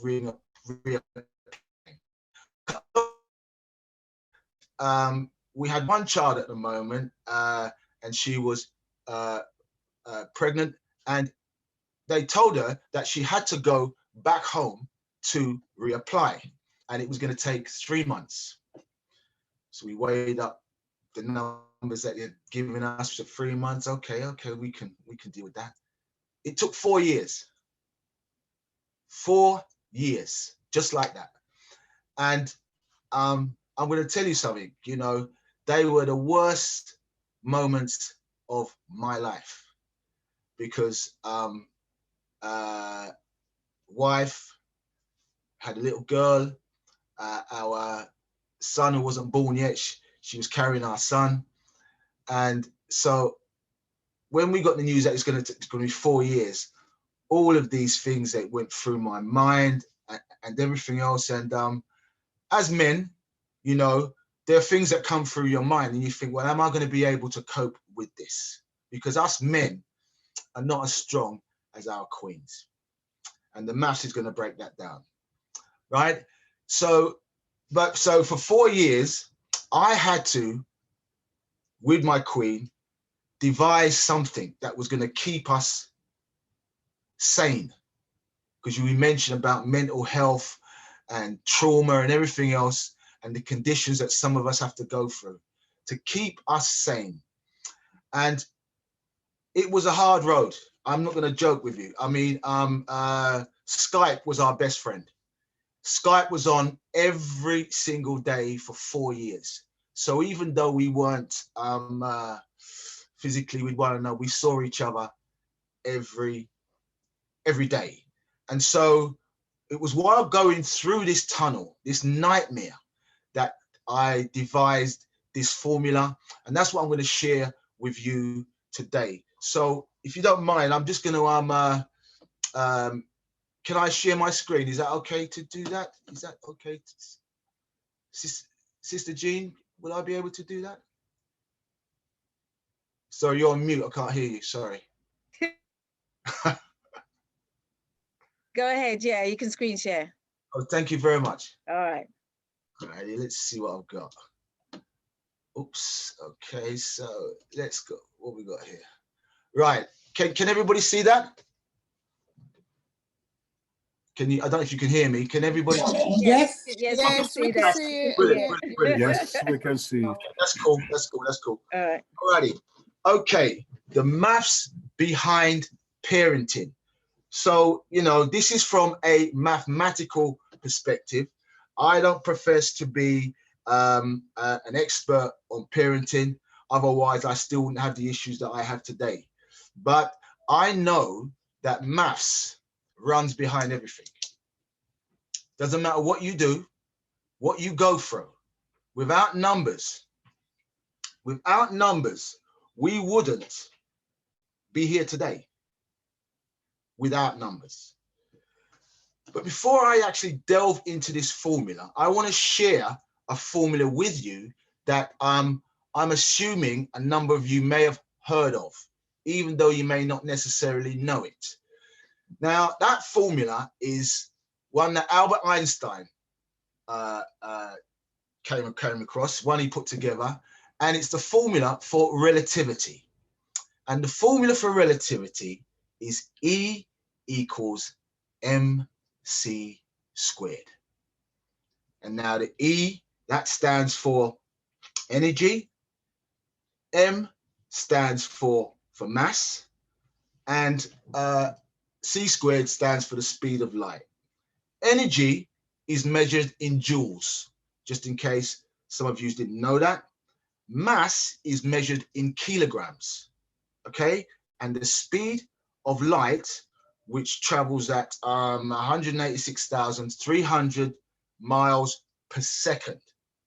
Okay, so that is the formula that is used to explain things such as how the sun and every star in the universe, how they work by using nuclear fusion and all this kind of scientific stuff. It's used to explain atomic energy, also things like the black hole and things that are not really tangible to us, this particular formula is what has been derived to answer those questions. But the thing about this formula, and all formulas that work, is that every component must have a relationship with the other, and they must all work in tandem. This formula couldn't work if every unit didn't know what its responsibility was and how it connects with the other components in the formula.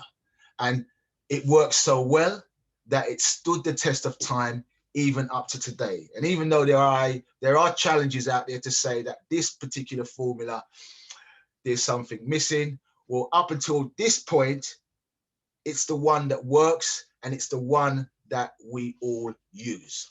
Okay, so I just kind of wanted to share that with you so that you get a little understanding of what formulas are all about. Okay, so let's get into the nitty-gritty. So what is the formula behind parenting? Okay, so there's a formula at the top of the screen. I'm hoping you can see it. The formula at the top of the screen says FM squared by E is equal to C squared by SCH, which is school, and small e, which is the environment. Okay, so the big E is experience, and the small e is environment. Okay, and so that is the formula that I have put together, that I use, I share with others, and it actually does work. It takes work, but it does actually work. And those are the components. The components, the F is the father, the M is the mother, and the capital C is the child or children. The capital E, which is squaring M and F, is experience. And the small e, squaring the child, is the environment. Is everybody with me so far? Yeah. Yes, Cool, yeah. cool, Yes, cool. you're hearing you. Thank you. If you think I'm going too fast or anything like that, please jump in and pull me back. Okay. Alrighty. So let's move on. Right. So what is the F component, the father component? What is that? Because every unit has a responsibility. For all the units to work in tandem, everybody must know what they're supposed to be doing. So I've put together a list of some of the things, not everything, but some of the things, the major things that each component is supposed to be doing. In Dr. Lyndon's talk, there was it was made mention about people taking responsibility. And in maths, it's really important that each component takes responsibility. So what is the component of the father supposed to be doing? Well, firstly, the father has to earn respect and be respectful. Secondly, provide time. I heard one of the listeners mention about time being made to make sure that you eat with the children, you read with the children, you spend quality time with them. And so it's even in the formula, okay? The father is also supposed to discipline with love. Not to murder one, but to basically discipline with love. And if you're doing that, you recognize how it looks by being able to speak with your child and bring them round to your level of understanding by way of reasoning and modeling. You then have being a role model. Now, many of us as fathers, I have to say, are very poor role models. Hence the reason, if the children don't have role models, especially the father, we're going to have a problem. But I'm not here to highlight all the issues. I'm just talking about the components and what they're supposed to do. All right. As a father, you're also supposed to be a form of teacher, because you are squared by experience. And I'll come on to that a little bit later. As a father, you're also supposed to be a producer. A producer. If you're not producing anything, the unit becomes imbalanced. Okay? And also, a father's words without deeds are empty. All too often, we make promises to our children and we don't deliver. I know a number of dads who have made promises because of the situation that they're in. They may not be with the child, and they've made the promises and the child is hyper, and the day come and go, no father. And it's all those little things. So it's really important that a father's word without deeds, they're very, very empty, but we all know this anyway. So let's look at the mother's role, which is M. Now, this component is very complex, and we need to understand this. It's very complex and very demanding. Why do I say this? But before I list their roles, we all know what a computer is. Well, I'm assuming that we all do, and forgive me if some of us don't. We have, within a computer, we have a motherboard, which is where all the components sit. Irregardless of how good you are, if that motherboard is not firing, you are not working. You are not functioning. Everything sits on the motherboard, hence her responsibilities. Number one, she is a hunter. What is a hunter within the respects of the family? The mother is responsible, the female is responsible for going out, gathering information, bringing back information to the king, where the king mills over the information, and if he's productive, he's applying a productive mind. He's providing a productive mind to the situation, and by doing that, he's going to see what she is seeing. All right. We also have the mother is a nurturer. The mother is responsible for nurturing the children. And there are times when she even needs to nurture the king, because sometimes he acts like a big baby. So there are times when he needs to be nurtured, and there's nothing wrong with that. Okay. The mother is also a protector because she has foresight. Do you understand? And so it's really important that sometimes when us as the men, we want to go gun-ho into something, we must sometimes, listen, because as I say, the mother, she's at her happiest is when she's able to function within a formula where all the components are working and they all know what they are doing and supposed to do, because it creates harmony. So she then fires on all cylinders. She will be the best hunter. She will be the best nurturer. She will be the best protector, teacher, provider. She's also the key prioritizer.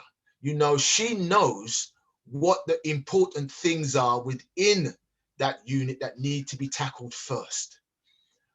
She knows the things that are going to benefit the family. So there's no point in saying, well, yeah, let's go and have a good night out, when this needs to be sorted to keep a roof over our head or what have you. The mother, when she's firing, she thinks that way. That is her trait. She's a very, very good listener as well. Do you understand? You can go to her with she's like a sponge. She can absorb these things, because if she knows by listening, it's going to allow you as one of the components to be the best you can, then that's her job. As dads, we are not the best listeners. There's nothing wrong with that. That's not our skill. That's not our trait. That is the trait of the mother. And she's also the caregiver. And we also have to bear in mind that mothers also do house chores such as cleaning and cooking, And even though they may have their own careers, yes, outside of the home, they still are responsible for the family needs. Do you understand? Okay, so let's move on. The next component is the child or the children. Their responsibility is very simple. They are to love and be loved. They are like the icing on the cake, the cherry on the top. Their role when they come into this world is to love and be loved. They make the family complete.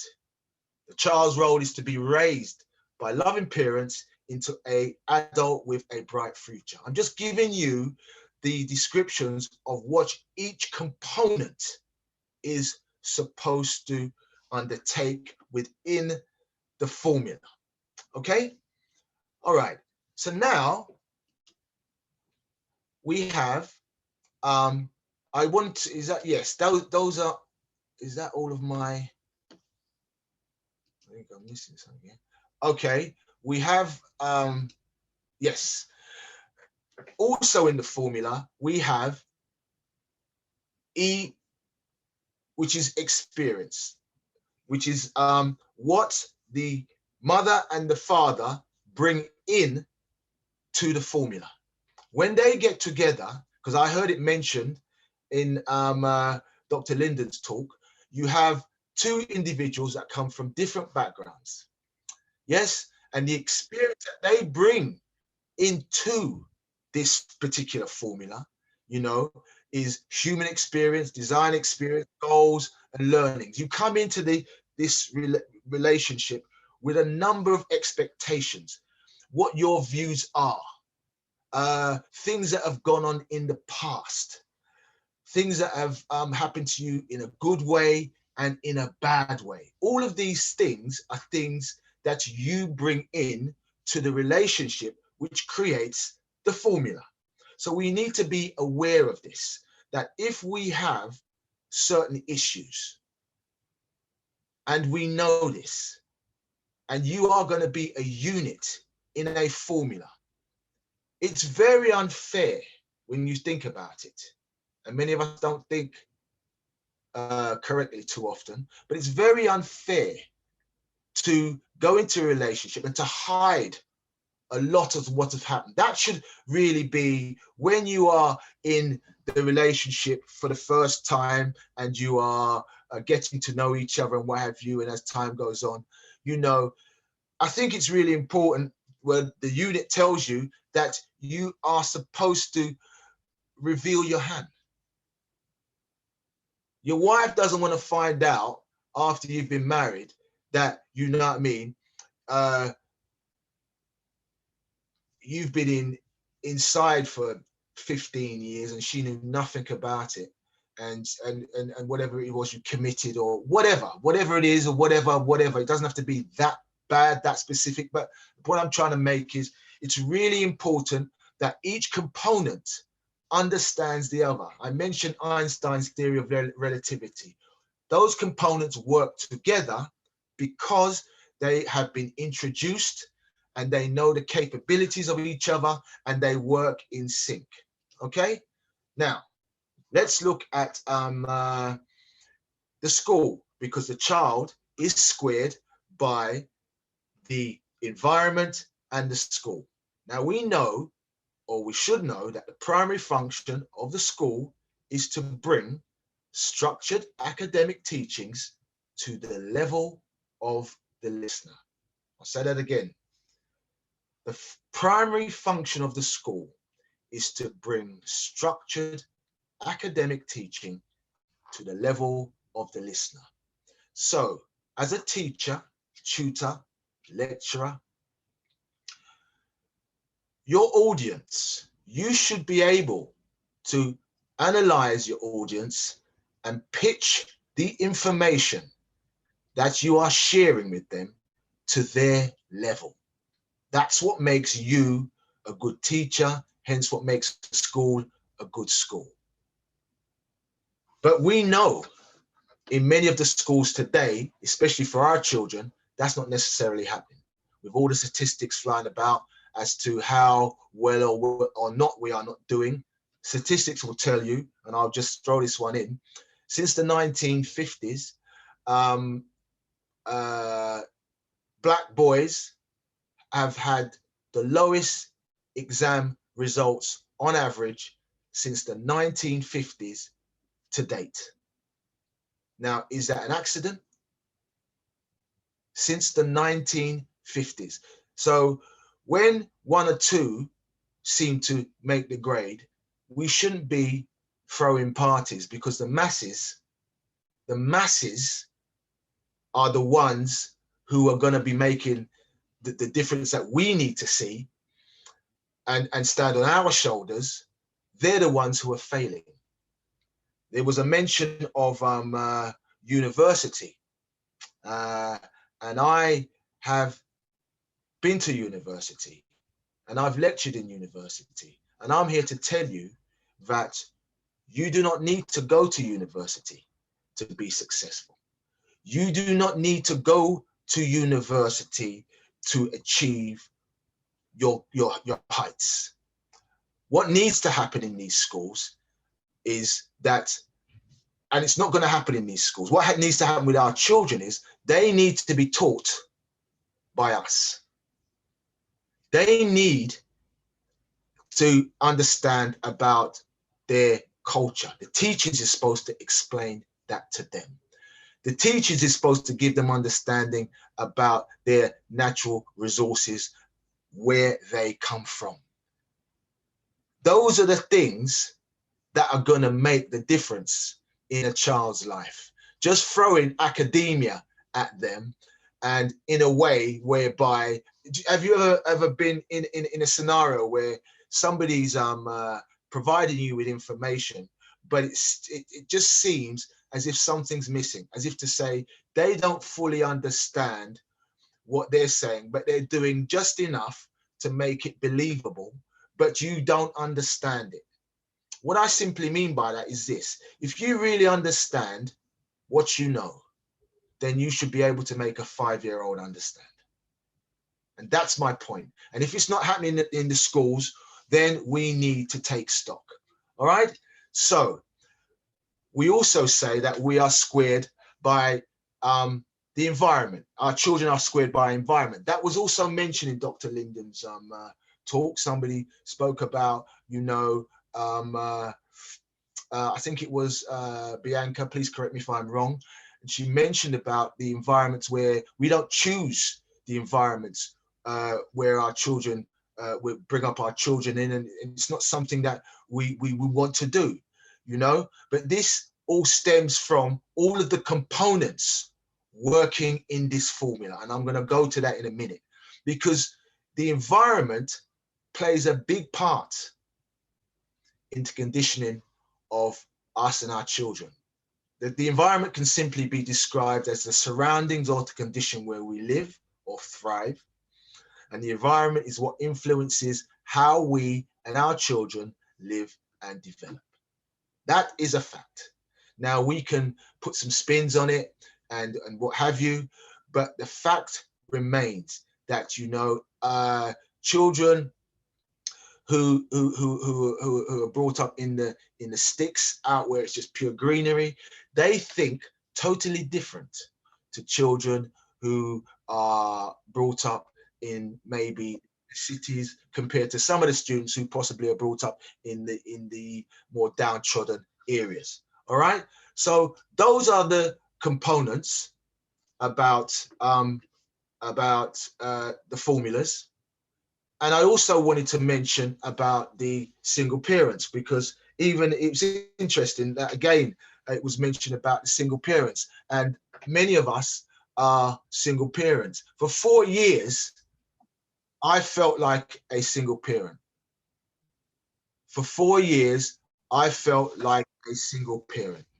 And for me, it was a nightmare. So I can't imagine how it must be for a single mother or a single father to be permanently single. You're raising children by yourself. You're working all the hours God sends. You're bringing home the food. You're having to cook it, right? And there's no respite. There is no respite. And so I fully understand the formula that I gave, and I'm just going to show it again in a little bit, will explain what is happening when all of this is going on.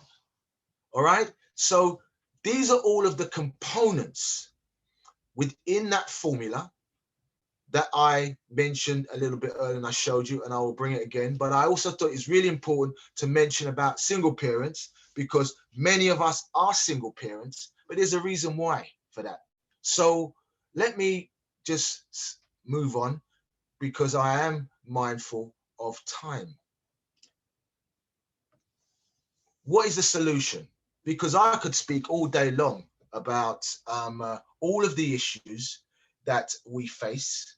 And I'm sure there'd be a queue for everybody here on the platform today with their own issues, and none are worse than any other. They're all worse in their own right, and they're all relative to what we are going through as individuals. So what is the solution? Because that is kind of my thing. As maths, it's all about making the numbers add up, making things balance. I truly believe that any problems that we have, if we're able to apply mathematics to the problem is a lot clearer. And within the mathematics, the mathematics that we would be using would be algebra. But what is the solution? Okay, well, here is the formula. Here is the formula. Fm squared is equal to c squared by SCH. Now, let me break that down. Now, check this out. If dad is not doing all that he is supposed to be doing, right? That means that equation is either not in the equation, and it is just M, who is squared by her environment, having to then balance child with school and with the environment. So you can already see the imbalance. There is only a balance if everybody in the formula knows exactly what they're supposed to be doing. We can all say this is easier said than done, talk is cheap. But if the father knows what his role is, right? And mother is quite happy to remind father what his role is if he's willing to take it on board, right? Because as I mentioned, we all bring baggage into our relationship, because we're all squared by where we've come from, our environments. That was mentioned earlier in Dr. Lyndon's talk, right? And our children are squared by the school. We're squared by our experience, and they're squared by the environment. So we're all squared, we're all shaped, right? So it's really important that we as individuals, we need to look and see, well, what equation is running behind our family? If we are a family that's a father and a mother, and we have children, then what formula are we using? Because it's about applying a formula. Because once you have a formula, for example, you have, say you have 2 plus 2, which is equal to 4. The equal sign is simply telling you that what is on one side is balancing the other side. That's what maths is. It's about balance. So that equal sign is telling you whatever is on one side is balancing the other side. So if any components are missing from either side, for example, the main components, the ones in capitals, if the M is missing, the father has to rear the child, bring up the child if he's looking after the children. The girl child needs her mother because the father can't do everything. When I was here and I was bringing up our daughter, my wife was in Jamaica pregnant with our son. Now, my daughter at the time was she's about 3 years old, 4 years old, somewhere around them ages. So I was responsible now for making sure that she get tidy, go to school, arrange to get her hair, wash and plait and all them things there and whatever else. This ain't no joke business. This is serious, serious things, you know, and I'm saying this because, you know, the women, the mother, it's second nature to them. They do these things while cooking, while whatever, while this, while that.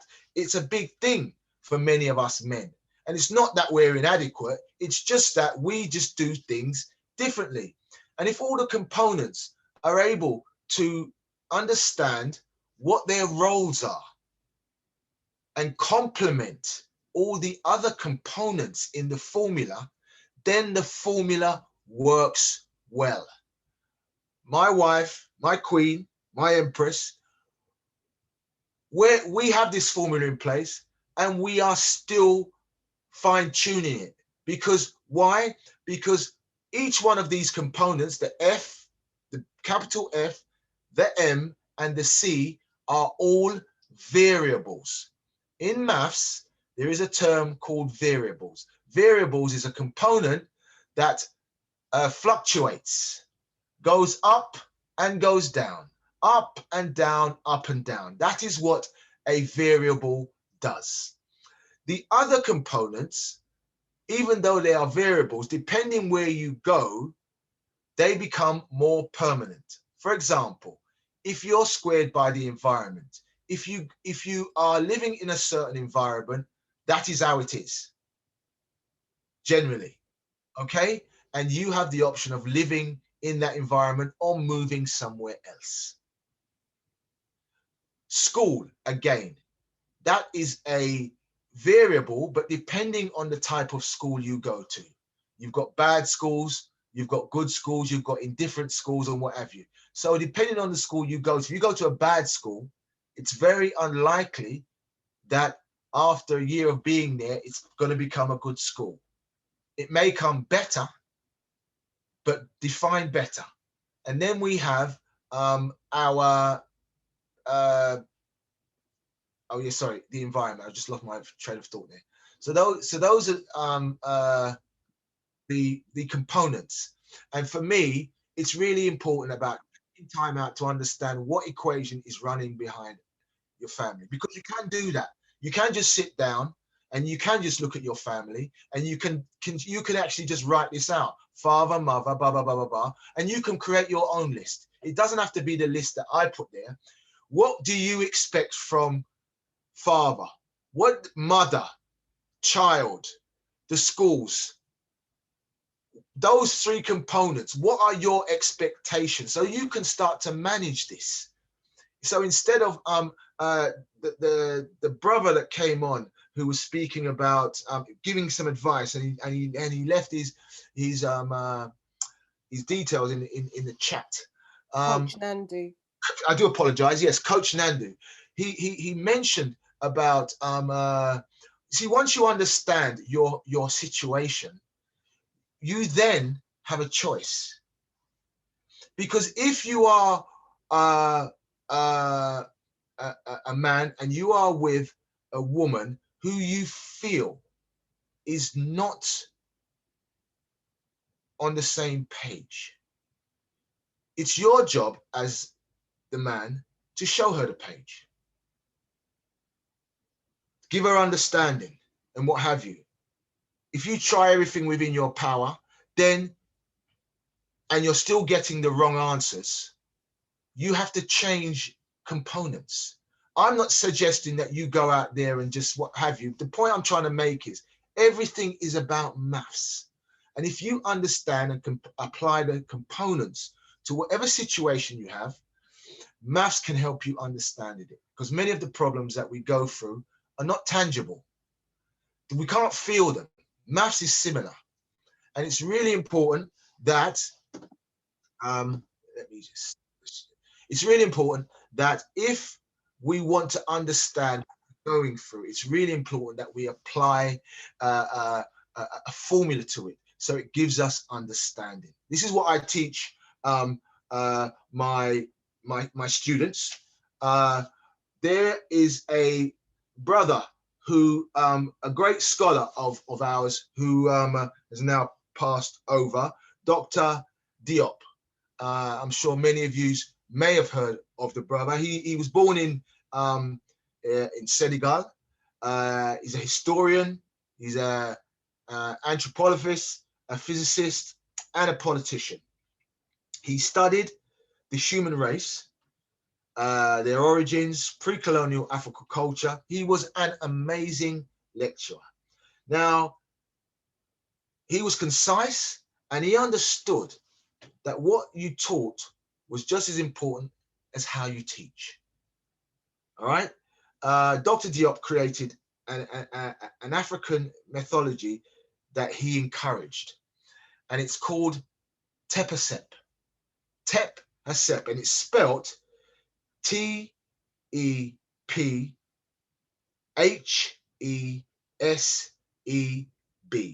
Tep-Hesep. Okay, and it's a teachings that I have incorporated into my teachings, because nothing that we do is new under the stars, the moon, the sun. All we do is take something and we add our flavor to it, because that is what this is all about. Anybody coming on and sprouting something brand new, be very, very wary. It's all about taking something, standing on people's shoulders and taking what they took and moving it to the next level. That's what teaching is all about. All right. And there were 6 points that he and I don't even know where it's gone on my slide. So I do apologize, but I'm gonna say there were 6 points that he articulately created, and I implement it in my teachings. And the 6 teachings are as follows. When you are teaching anybody, particularly our students, it's important that we challenge them. Now, the reason a student is challenged is so that they have high expectations of themselves. Now, if we're doing this from an earlier age, they will expect high expectations from themselves, which will then reverberate in whatever they are doing, first and foremost. Secondly, it's really important that when you pass on knowledge, you also pass on explanation. It's really important that you explain, because by providing the student with new knowledge and skills, you also have to explain these skills. For example, I've mentioned this formula and I've explained the units in the formula, and I've also explained what all the units do. So it's giving you a better understanding of this formula. Whether you agree with it or not, it gives you an understanding which allows you then to make a conscious decision. And that's what this is all about. And that's what maths is. It allows you to make a conscious decision. You go into a shop and you see buy one, get one free. We see it all the time. But if you take time out to stack up the numbers, you're actually paying more when you buy 2 than when you buy the 1. How can that be? Well, depending on the numbers, and if you look on the amount in each bottle, because usually there is a change in the weight.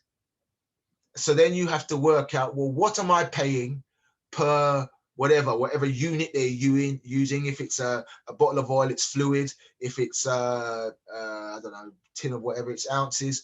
Your then maths is applied to per ounce. And then you will realize, you say, but hold on a minute, I'm actually paying more per ounce by buying the 2. Whereas when I was buying 1, I was paying 79p an ounce. I'm now paying 87 pence. But you don't see it like that because all you see is the 2. Numbers has a way of making us silly. Many of us are afraid of numbers and formulas because we were not taught it well at school. And so you mustn't blame yourselves for the lack of understanding. You just have to realize that whoever taught it to you didn't teach it well. Because when you learn something well, you very rarely forget. If you've learned how to ride a bike, you could have learned it when you're little. You get big, you see a bike, you say, weird. You jump on it, and after a little shuffle, bam, you're flowing again. Because you learned it well. Maths is exactly the same. But we have to understand that at the schools that our children go to and the institutes that many of us older ones go to, like college and university, you have to understand that the numbers that they're sharing with us are the numbers that we originated. They came from us. But what has happened, it's been rebanded, repackaged, and resold to us, and we don't recognize it. Let me try and put that in a simple, give you a simple illustration. I'm sure everybody is aware of Nike, for example, the Nike trainers. And many of us who have children, they love Nike trainers. And every so often, we go out of our way and we buy them the trainers or what have you, or we give them pocket money to buy the trainers. Can you imagine now, if you go into your local Nike store to buy trainers, and when you go in there, the latest Nike trainers has the Iceland logo on it, and it's wrapped in Iceland wrapping. You're going to walk straight past it because you don't recognize it. Well, that's what they've done to maths.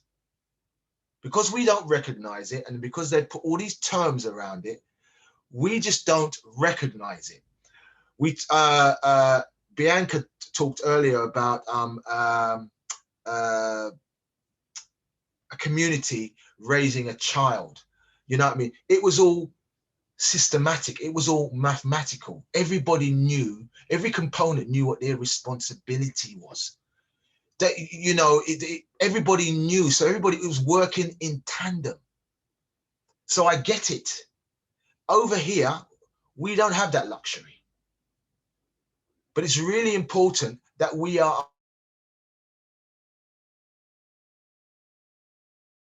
aware we don't have that luxury. So when we certain situations, we realize and understand why. Because the maths that we are governed by in this system doesn't allow us to have that luxury. They have a thing called logarithms. I'm just sidestepping here slightly, but logarithms are what used are the formulas that are used to guide us, to move us around like sheep.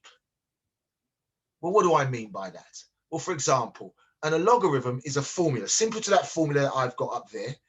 But this formula, what it does, it weeds out the wheat from the chaff, the black from the white, the yellow from the brown. Whatever it is they want to weed out, that formula, which is a logarithm, is what is used. So for example, you may go to the bank to get a loan, and you go in the bank and you've ticked all the boxes.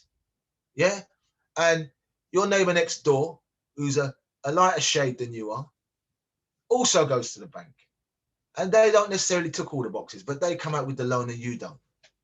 What's going on there? Well, the logarithm that is running behind that system says, regardless of whether this shade ticks the boxes or not, we're only going to allow a certain through. You will never know this because you don't understand the logarithms. Well, that is maths. I call that weapons of mass destruction, because they're using maths to manage us in a negative manner. I want us to understand maths so we can apply it to ours, people, in a positive manner by giving you understanding about life, the numbers that run behind everything we do, whether it be the family, whether it be cooking, whether it be learning, be relationships. There are formulas behind all of these. And if we just understand what the numbers are, we would realize that on certain occasions, we're actually set up to fail. You would never bet on a horse that's only got 3 legs. You wouldn't do it because you see, the probabilities doesn't add up. Don't matter how bad the other horses are. It's very unlikely your horse, and I'm not a betting man. I've just used that because it makes it visual. That is my point.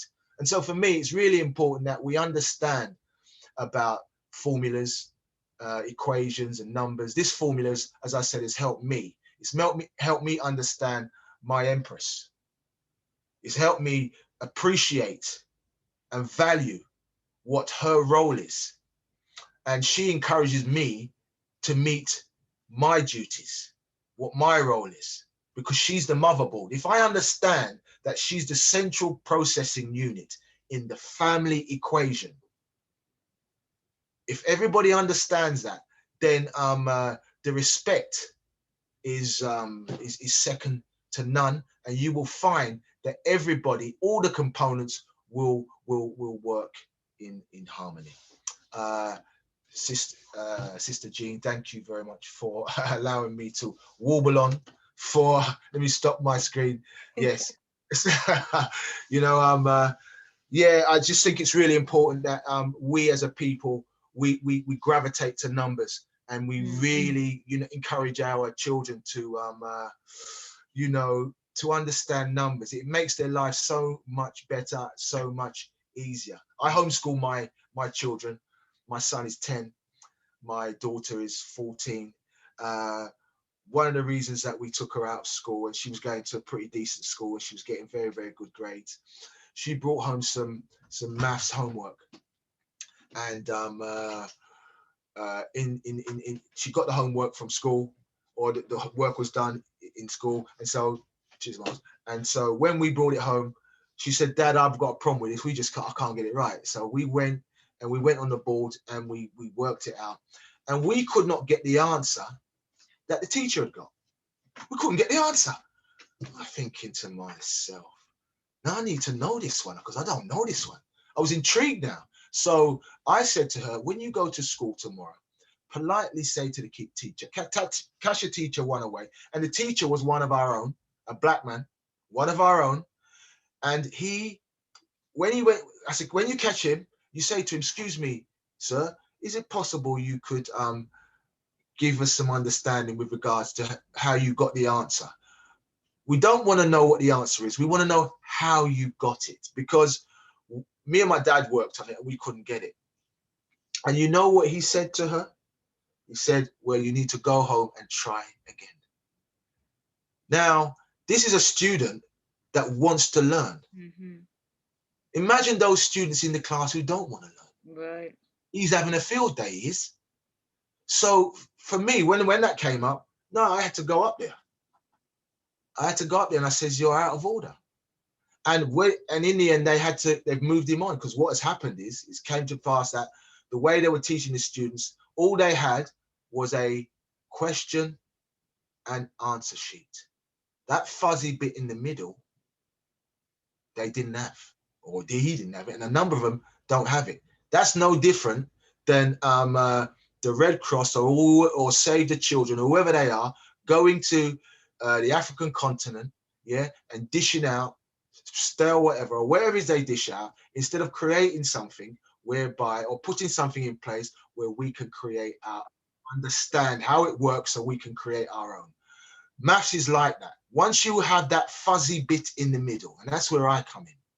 Once you have that fuzzy bit in the middle, and you are able to understand how to manipulate numbers and formulas, you will find that maths is no different than a bus ride.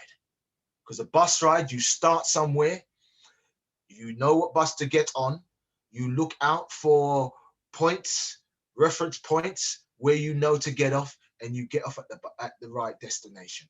And that's what maths is really all about. But the way that they share it with our children, they come out more confused than when they kind of went in, and so they remove themselves from it.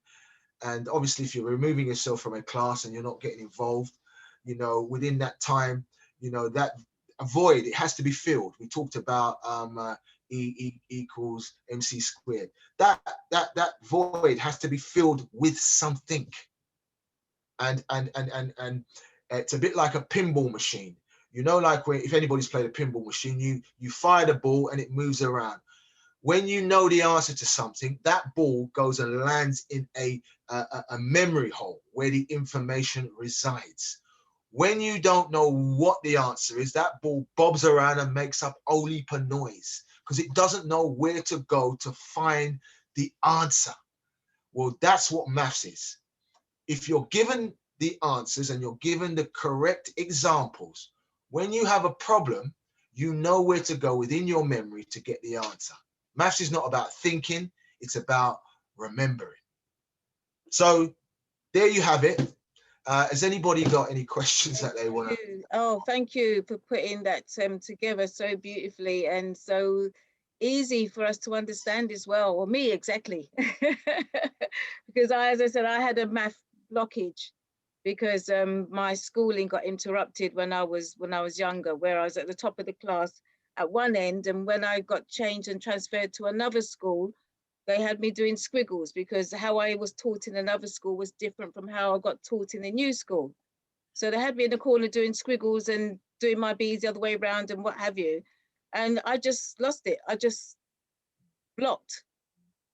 Like nothing came in again, you know, it went. Sad, and that is what's happening to many of our children. And many of the parents are not even aware that their children are put in a corner or put somewhere else, and the learning that they get is an absolute joke, you know. And then they wonder why, you know. I come across children who are in like secondary school, and they're probably in, if there's 7, 8, and 9, who are year 9 and 10, and they're not even au fait with their times tables. Now, I'm not saying there's anything wrong with that, because if you're not au fait with it, then it's not a problem. We know where you're at. We can get you au fait with it. That's fine. But, you know, many people don't even know that they're not comfortable with their times tables. And all of those formulas that you see that they sprout out there, they consist of 4 basic disciplines: adding, subtraction, multiplication, and division. Whether you are squaring a number, whether you are doing algebra, whether you're using calculus, those 4 basic principles are the keys to understanding all the other maths that come after. It's just a combination. In the talk, when Dr. Lyndon was on, hold on a minute, I think somebody's raised their hand. Sorry, yes, Mimi. Before we go to Mimi, could you name the 4 again? Sorry, adding, subtraction, multiplication, and division. They are the 4 pillars of math. If you understand those, everything else is pretty straightforward. Because I put in the chat earlier when Dr. Lyndon asked, do we understand, I think you mentioned, was it personality, he said? Or what is personality versus something else, I think. Forgive me if I don't remember it correctly. And I put BIDMAS. BIDMAS, we'll be with you in a second, Mimi, I'm wobbling on here, but BIDMAS is, in maths, is the order that you work out a sum if there are a number of different symbols in it. So for example, if you have adding in the sum, if you've got subtraction, multiplication, division, if squared, if they are all in the one sum, BIDMAS is the order that you have to work it out in to get the right answer. And BIDMAS stands for brackets, indices. So you've got the brackets, what the sums are in. Indices is the number that it is squared by. So if you had like 2 squared, squared is the indices. Division, multiplication, adding, and subtraction. That is the order that you must do a sum like that in to get the right answer. Because if you just do it from left to right, even though that's the way you think you should do it, you wouldn't get the right answer. Sorry. Okay. Mimi, thank you. Mimi, would you like to unmute? Oh, yes. Hello. Thank you. Can you hear me? Yes, we can. Yeah, thank you very much. I just wanted to thank, is it Pi Ratio?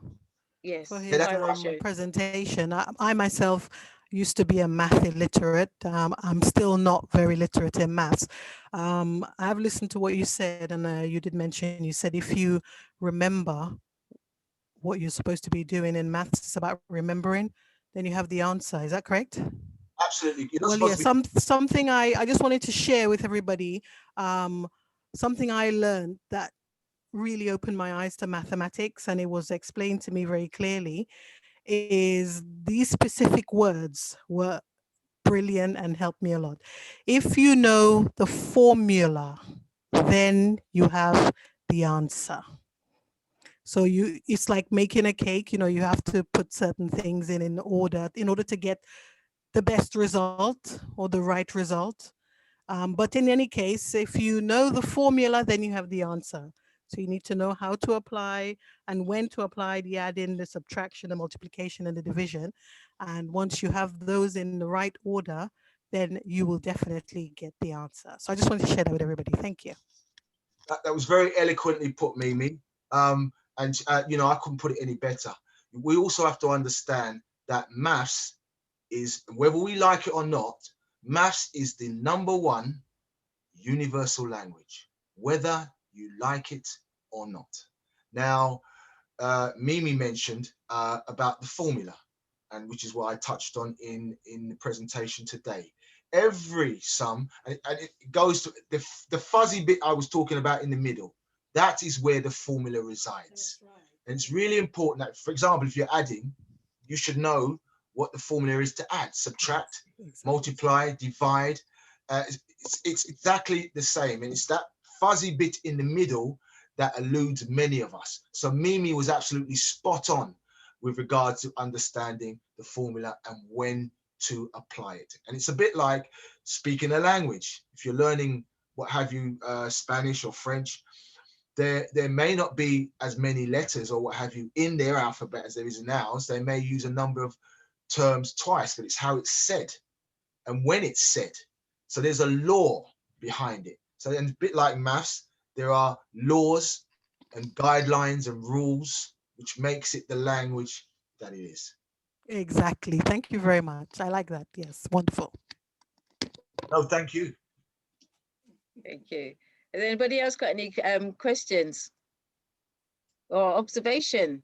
If you have the formula, you have the answer. Is somebody saying something? Because yes, Was this Andrew? a deliberate plan for how they taught us maths? Because I'm getting to find out now that majority of us, we're confused with maths because we've all been taught. Like I'm just amazed of how these people have got away with it. Like too many of us have been taught maths. Maths, to what I hear, is very simple, but the way we've been taught, we've been confused and we've been really hoodwinked, really, because we shouldn't be in this kind of situation. We're in a die-hard situation now where even our kids have been taught maths bad, and we don't. I don't know what way we can get out of it. There should be some online classes, like Zoom classes, going on with little maths, trying to bring people back together in this equation. Because it's very serious when I look at this. Like Auntie Jean, now you just said you went from one school to another school and they confused you. That's happened to so many people. It's just unbelievable what took place, and like it's just like how do we try and get ourselves all back together, get to understand these equations, maths, because maths is the #1 thing. If you don't know your maths, you can't really maneuver in certain things. Everything does involve maths, really and truly. And it's only lately I realized in the last year that like I'm all right at maths, but I'm not good at equations and certain other things, which I realized we wasn't taught the right way. We was taught in a muddly way, it's just confusing. So I just thought, which way do we go forward then if we want to re-educate ourselves in this journey? Excellent point, brother Andrew. And I can see Dr. Lyndon's got his hand up, but if I could just interject, jump on that point. You are right. I mentioned earlier that they use things like logarithms against us, and I call them weapons of math destruction.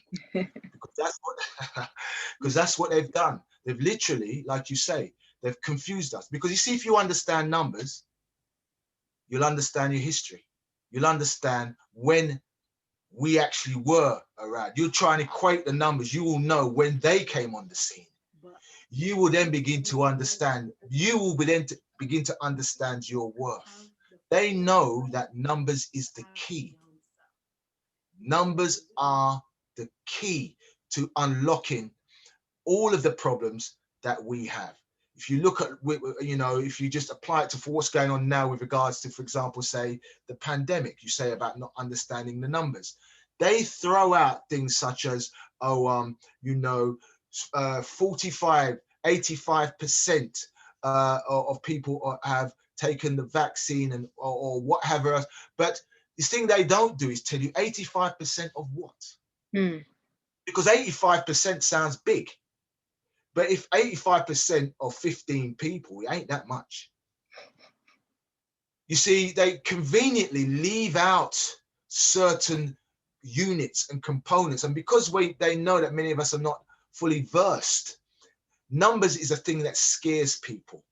If you go to court and they bring in a numbers specialist, Ghana GL, no, because there's nobody there to answer that. And 9 times out of 10, they're not necessarily right because they're applying a formula to a condition that doesn't warrant it or it shouldn't be applied to it. I just wanted to kind of share that. Dr. Lyndon's got his hand up, so. But great, excellent statement, my brother Andrew. Excellent point. But also let Andrew know about what you do, because you said you've got an online, because you said you want to about. All right, my daughter, I'm assuming she should be listening to this. She should be in the chat. Is she there? Kumaya, are you in the chat? You're yes, supposed to be in the. Yeah, is it possible that you can put whatever the links with regard to subscriptions for the maths and all that kind of stuff? Because there's people. They're in the chat. Excuse me? They're in the chat. Can you put it in there again then? Yeah, okay. Very kind of you. Thank you. Because Andrew may have missed what's in the chat. So I was going to say, well, if you can just say what you have online. Okay. There's a number of things we do online, because as a family, I think it's very important that as a family, we all understand the numbers. So we do a thing called family maths, whereby we all get involved and we present maths on a fortnightly basis on other platforms. We do it from a family perspective, talking about how maths affects our lives daily, from a woman's point of view, a child's point of view. So from the queen, the young princes and the princesses and the king's point of view. So we've got subscriptions whereby what I've done, I've put together all of the units in the math syllabus. So call it GCSE, call it whatever you want. And it's over 200 videos. And I've created a platform whereby you can subscribe to these videos and you will get a video a week. I think the subscription is about 15 to 20 pounds, something like that. And you will get a video a week, and the subscription is monthly. And it carries you through each unit, and each unit holds hands with the next unit. So what you learned in this unit, when you go to this unit, there's still some dregs of this unit in this unit, so you feel comfortable.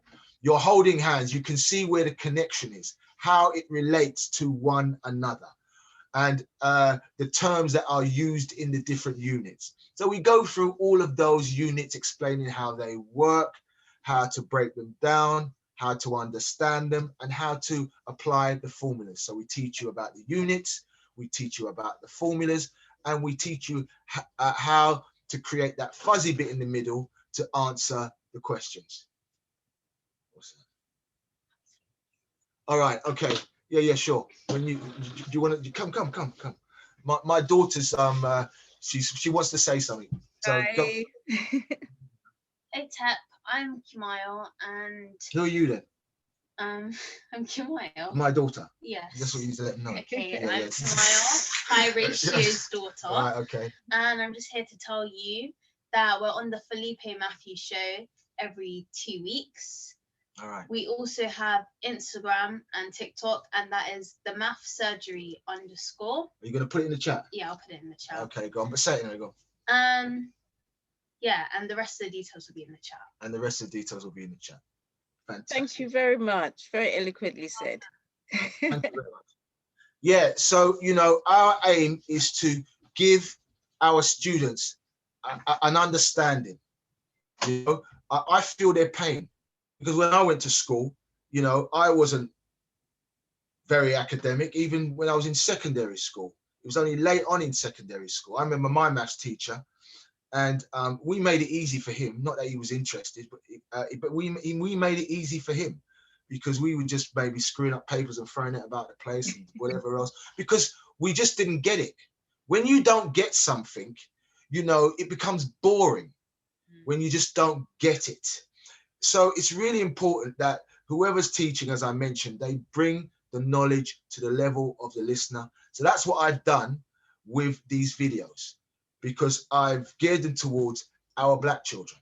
Our Black children need to know, and us as people, we need to know that whoever's sharing information, knowledge with us, genuinely loves and cares for us. We need to know that. We feel better when we have somebody who's sharing something with you, and they love what they're doing. They really want you to get it because it makes them feel good when you get it. Yeah. School doesn't do that. Whether you get it or not, they're still getting paid. That's true. As long as you attend school, cha-ching, the government are going to pay, and they're getting some big money for your child. And the fact that they're not, your child's coming out not learning or what have you, they are shortchanging us big time, right? And I guarantee you, yes, that this platform that we've created, whereby we have these videos, Dr. Lyndon still got his hand. I'm coming to you, sir. Where you can go to this platform and you can understand numbers and all these different units that you couldn't understand before, worded problems, and you think, well, where do I start? Breaking them down into numbers. I find it absolutely fascinating. I get a buzz out of it, and just sharing my enthusiasm with you all is a blessing for me. I'm eating humble pie right now. And so to be able to do videos that you can actually watch and rewind and watch again to see how it's done step by step by step, because repetition is the key. Once you have that, there's a newfound confidence, and you find that confidence is a bit like a domino effect. It affects other parts of your life. The enthusiasm is mind-blowing. Sorry. There you go. Thank you. Dr. Lyndon? You like to unmute yourself? Aye. Greetings, Professor.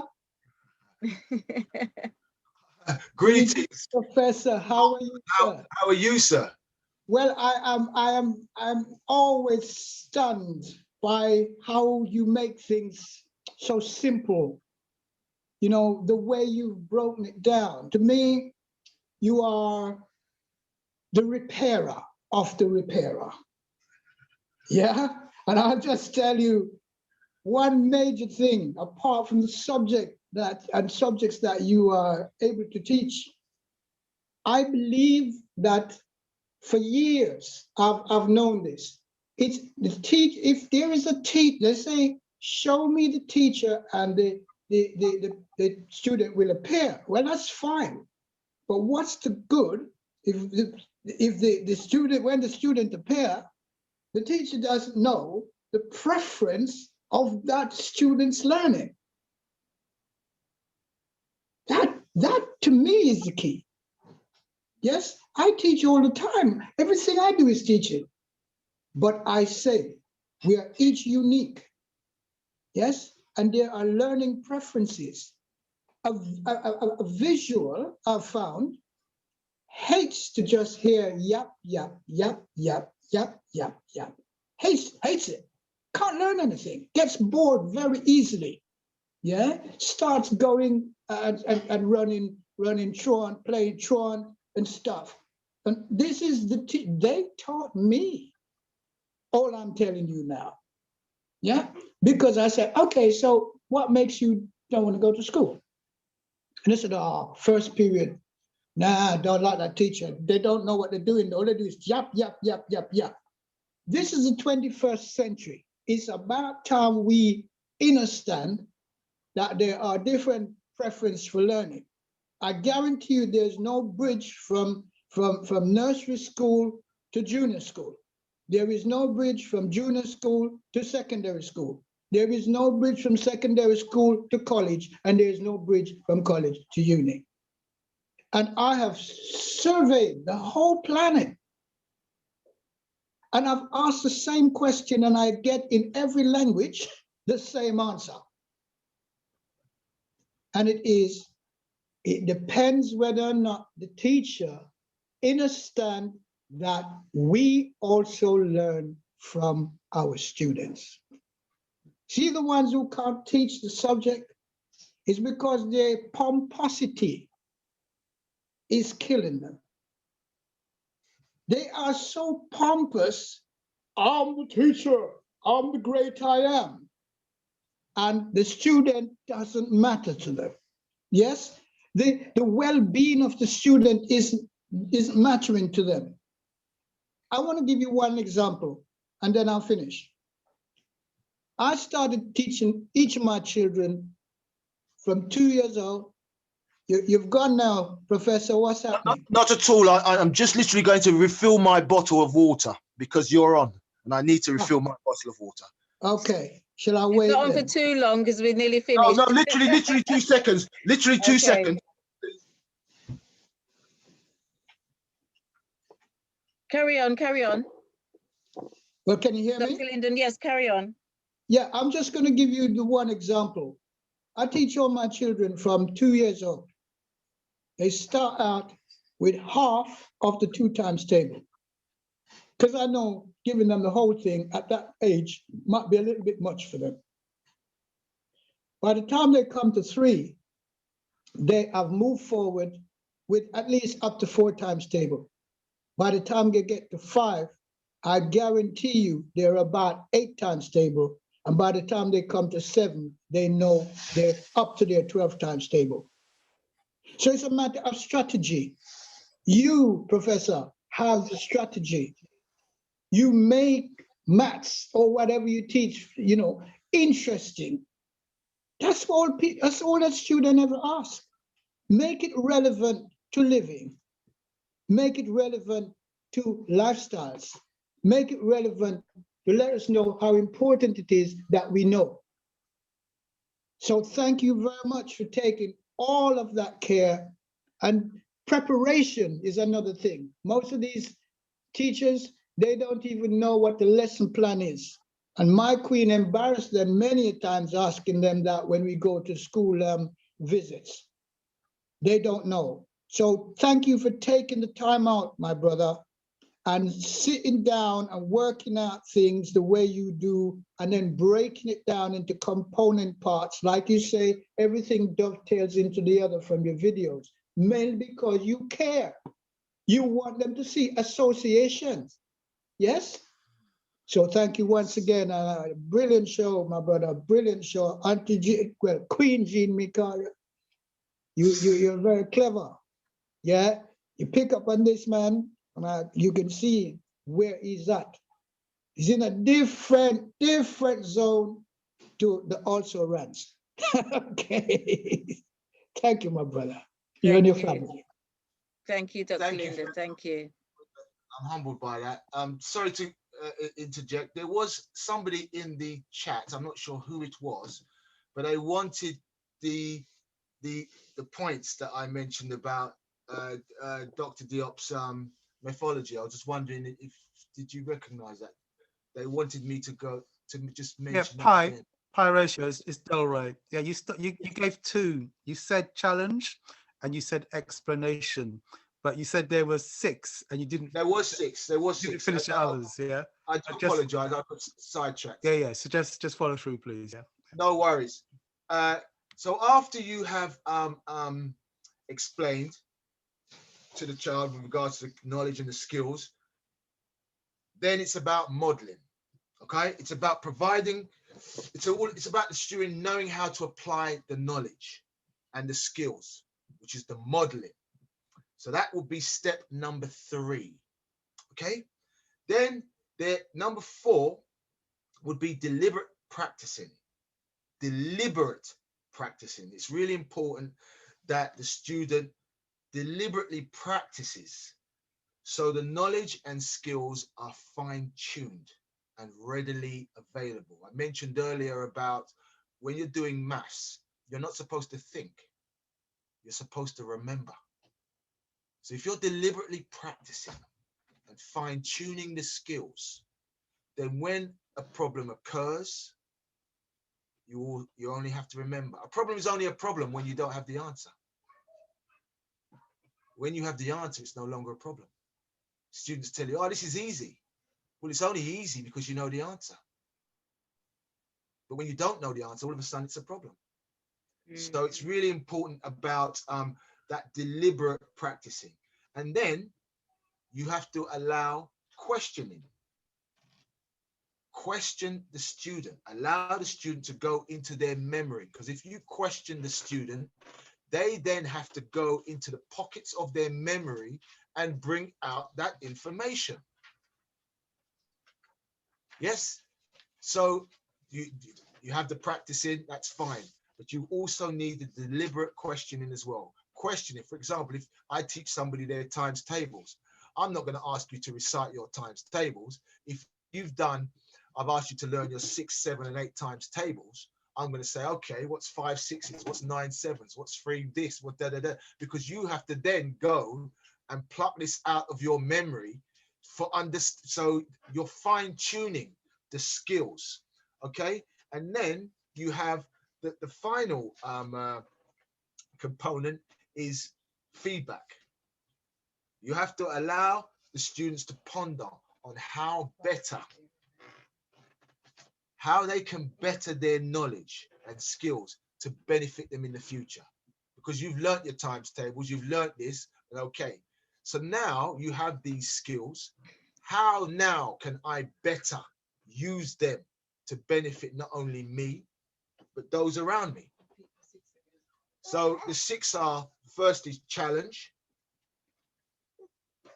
then it's explanation,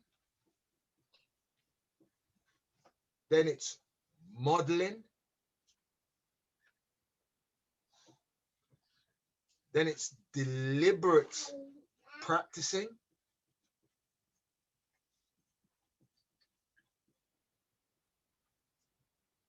then it's questioning,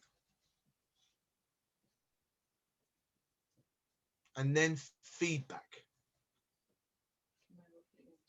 And I'll get Kumaya, my daughter, to put it in the chat so that it's there so you can see it. But these are the methods that I have implemented in my teaching, and I tell you, it works absolute wonders, absolute. And when students they begin to feel confident, self-worth kicks in, you know, and confidence comes and joins them. You understand what I'm saying? Even though these are units, these are like individuals speaking to one another, but it's just components that they're adding to themselves. And before you know it, you're dealing with a different child. I had a child, a student, her mum ring me up and she said, "Can you help, please? My daughter and her mum and her dad are in a conversation here, and they had a son. I think the son was 4.5, and they were converting it to a percentage. And the daughter, his daughter, got 420%, and he got 4.something%, and she was right. The answer was 420 or 420%, and he couldn't believe it. And she's only 8. And she was able to match him with the knowledge and what have you. So you can imagine the confidence it gave her. You understand what I'm saying? And mum felt proud because obviously, you know, so it has a domino effect. And that's what this is all about, you know. So yeah. So my brother, I hope you was able to So how do I pronounce your name? Delroy. Delroy. Yeah. Delroy. Yeah. That. Thank you. That helped very much. You're very welcome. You're very, very welcome. Just say one thing on the last thing you said. It's really interesting. I mean, I do, facilitation, blah, blah, blah. But the thing you said about feedback was really interesting, because I've worked for a lot of organizations, and when they say feedback, they never relate it to like your community, like not just how I can improve this for me, but it's not said in that way. So the purpose of feedback never really makes sense before, because you're not relating it to yourself and you're not relating it to your community. But when you frame it that way, it's like it suddenly makes sense. It's not just a tick box exercise. It actually has some value. Yeah. My brother, maths is all about giving one understanding. And if you give a student understanding and you let them understand, because you have to understand that maths at school, right, is a lot of it is full maths, because it's head top maths. You have there are two types of maths. There are maths that you use. There's applied maths, and that's the maths that you use in industry. For example, if you go to buy something, or if you go to the bank, or if you go to an insurance company, or if you're driving in a car, stopping at traffic lights, all of those systems are using applied maths, because the maths has been applied to the system that they want to work. In school, we use pure maths. Now, pure maths can be sometimes senseless, because if you are being taught to draw a graph and chart it and what have you, and there is no reasoning behind why you're doing it, after a while it seems like a waste of time. You think, well, what's the purpose of this? When am I ever going to use this? But if one is able to say to the student, well, okay, what is it you want to do in life? And you say, well, I want to be a carpenter. Well, I say, well, okay, I'm going to teach you the maths applied to carpentry. Now you have their attention, because you're applying it to something that they are interested in. Instead of giving head top maths, this pure maths that some of it you may never use. Students usually, once they are in secondary school and as they go along, they begin to realize the type of things that they want to do, the type of things that they're interested in. People say they want to be artists, they want to be actors, they want to be whatever it is they want to be, where there is a maths behind what it is. So you need to direct them down that road. And by doing that, you will find that you can still get them to learn all the other aspects of maths, because maths is like a network. To understand the algebra behind or the quadratic equations behind a particular discipline, you need to understand the four main pillars. So it goes back to adding, subtraction, multiplication, and division. So if you're weak in those areas, but you're interested to become a carpenter, fine. This is the maths you're going to need. You're going to need this type of maths to know about geometry, angles, because you're cutting shapes and all them kind of things. But to do that, you need to know about adding, subtraction, multiplication, and division. So once you share it like that, they soon get on board. They now understand why they're learning the maths. Well, I'm learning this because I know I want to be able to understand about angles, because angles comes in many shapes and many forms. You understand? And then we can go down the road of geometry, where they use Pythagoras' theorem when you're dealing with a right angled triangle. So if you're cutting a shape, which is a right angled triangle, you would apply Pythagoras' theorem, which is a squared plus b squared, which is equal to c squared. But to understand about square roots and what have you, you need to know about adding, subtraction, multiplication, and division. That is. Thank you. Okay, Delroy? Yeah, bless. Okay, thank you very much. Thank you. And one last thing from you, Horatio. You've got the online and you're doing a thing with us with the Garvey Village. Yes. We need a link. Is it a link that we're going to do? So we're telling people to hold off, or I originally sent you some stuff, Okay. You probably just browsed it, but and I didn't get a response to that. But what happens is that I want to make sure that you have a specific link for your users, for your viewers, your listeners. I want them to have a special link supplied by yourselves.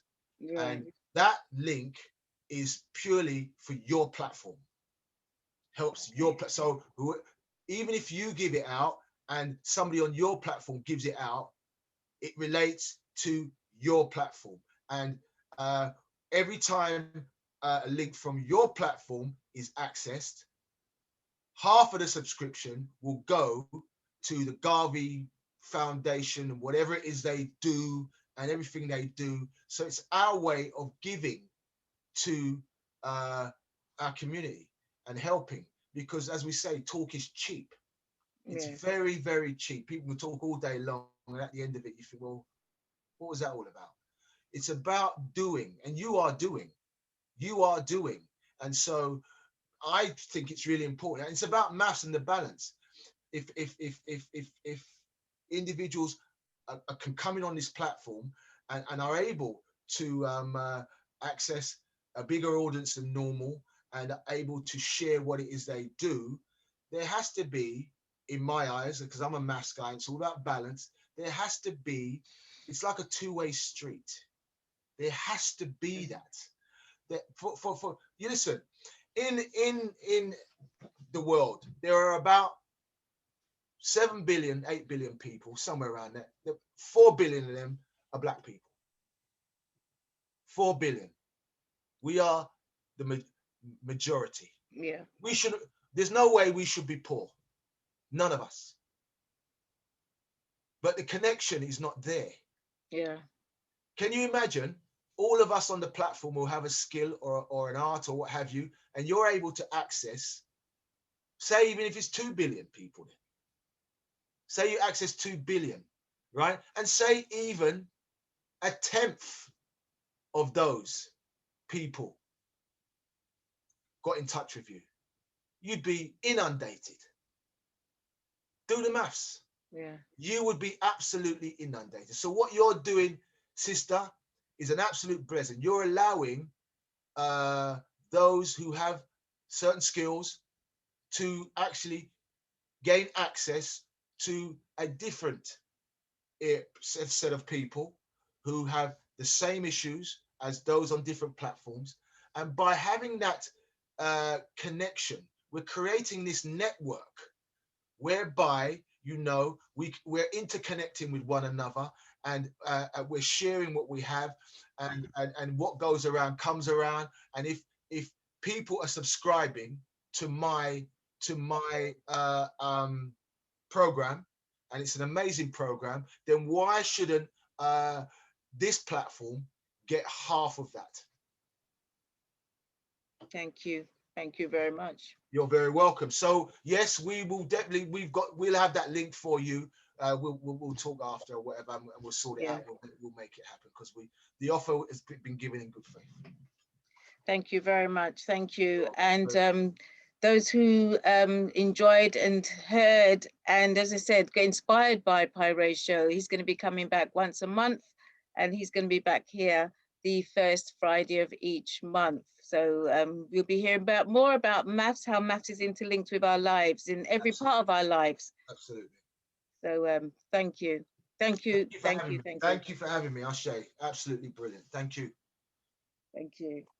And before we wrap everything up, we do have Under the Mango Tree. I don't have the details for tomorrow, so you do have to get in contact with Royston for that, because I don't think he's actually in the chat, or Sis Doctor is not here. So for the Under the Mango Tree, you contact Royston. I'll put his telephone number into the chat afterwards. And also for Sunday, we do have the Auntie G's African Culture Market between 7 o'clock and 11, where we have Brother Dexter and Brother Adissa from NAS Essentials. And they're going to be doing, well, talking about investment opportunities, which is linked with the NAS Essentials. which is linked with what they do. They've got a hemp farm in Jamaica, and also, not hemp, as to say, a ganja farm in Jamaica, where they produce oil, the CBD oil, and also they make the tea. And in Uganda, they're actually building a hospital as well as a women's refuge. So join us on Sunday to hear more about Nest Essentials and the works that Dexter and Adissa are doing. Also on Monday, we have 2 events coming up on Monday, one at 2 o'clock and one at 7. So Sister Kasheni, could you please let us know what is happening at 2 o'clock on Monday, on the 5th?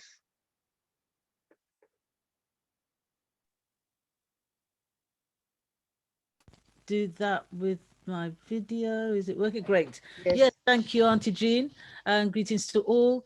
So yes, Monday is really a day for all of us, male and female, and to understand a bit more the references of our ancestral mothers.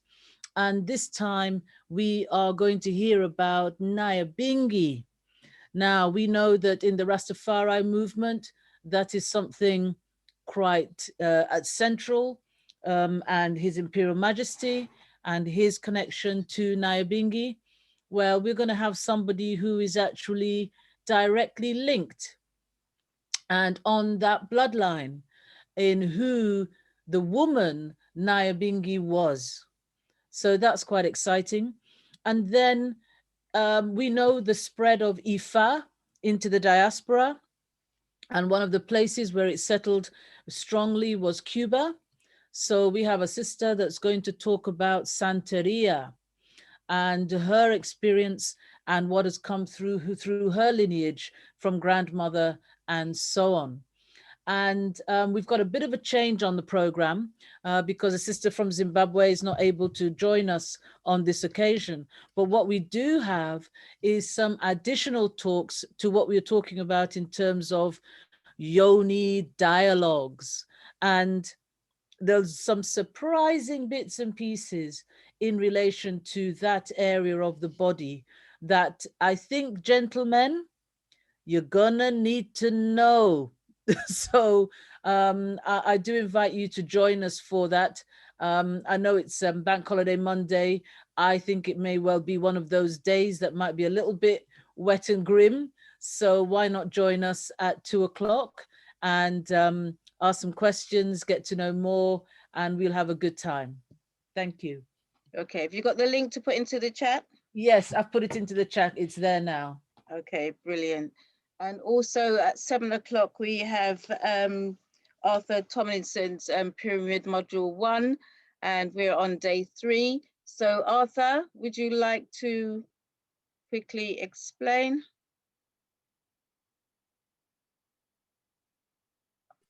You always catch me out here and just dash me in like this. Don't I like to do that all the time? Okay. All right, guys. Well, it's the third one and final of the first module. I've got a few surprises where you will be absolutely amazed at the way that everything will be brought together and the way that you will understand and what you've actually learned over the 3 weeks that you would have tracked with me. So look forward to seeing you all then. Have a good weekend. Okay, thank you. And thank you everybody for listening in. Those who listened in on Black Culture Radio, which is all the W's blackcultureradio.com, on the Auntie Jean zone, for the Garvey Village, Unlock the Chains and Keep Well. Also, thank you everybody and good night for those who are on Facebook. And thank you everybody for joining us this evening. Most of all, a big thank you to Dr. Lyndon Waters and also Pi Ratio. First time we've seen Pi Ratio and it was very, very, very informative. Thank you. And looking forward to seeing you, if not tomorrow on Under the Mango Tree, then it will be, I've been putting Royston's number in, so I won't close off straight away.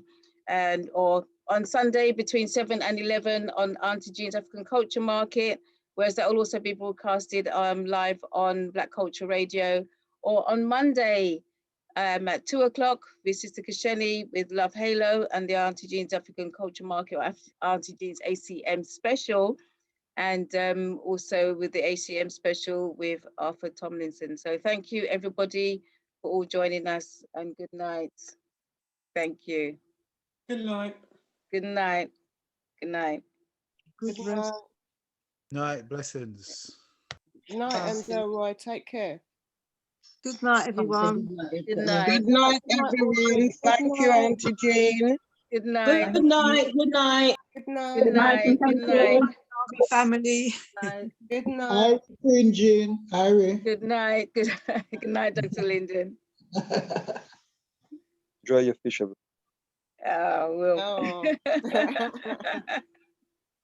Fish and bread. Oh, wow. I will. I've got it there waiting for me. My son brought some over, would you believe? Oh, wow. All right. All right. Good night, everyone. Good night. Good night. Let's put thing in the chat. So if those who want to did you indulge in it under the mango tree. I've already, have you done it? I've already Thank I've already you. done it. I've already done it. Good night, everyone else. Good night. Good night. Thank you for joining us. And Jana's staying behind. Yeah. When is under the mango tree? Tomorrow. Between 5 and 8. Okay. Yeah. Okay. I'll put his it's better if you email him than phone. You might not be able to get through Andrew. Okay. Yeah. So I'll put his email in there. That is his email, his contact details for it, yeah? Okay. All What do I right. do? Say this To join? again. Hmm? Do I have to email him to join it? Yes, email him to join it. Say that you want to attend the under the mango tree. All right. Cheers, thanks. Night, No night. worries. Thank you for joining this evening. Have a great one. Good night, Brian. Honestly, we are going. We've got our meeting now. So yeah, you're not missing nothing. Trust me, you ain't. Good night, Brian. He's gone. He's gone. Good. Yeah. All right. Junior, you're not by your phone or your laptop. Junior. Okay, you've gone into the waiting room. Good night. Good night. Good night, everyone.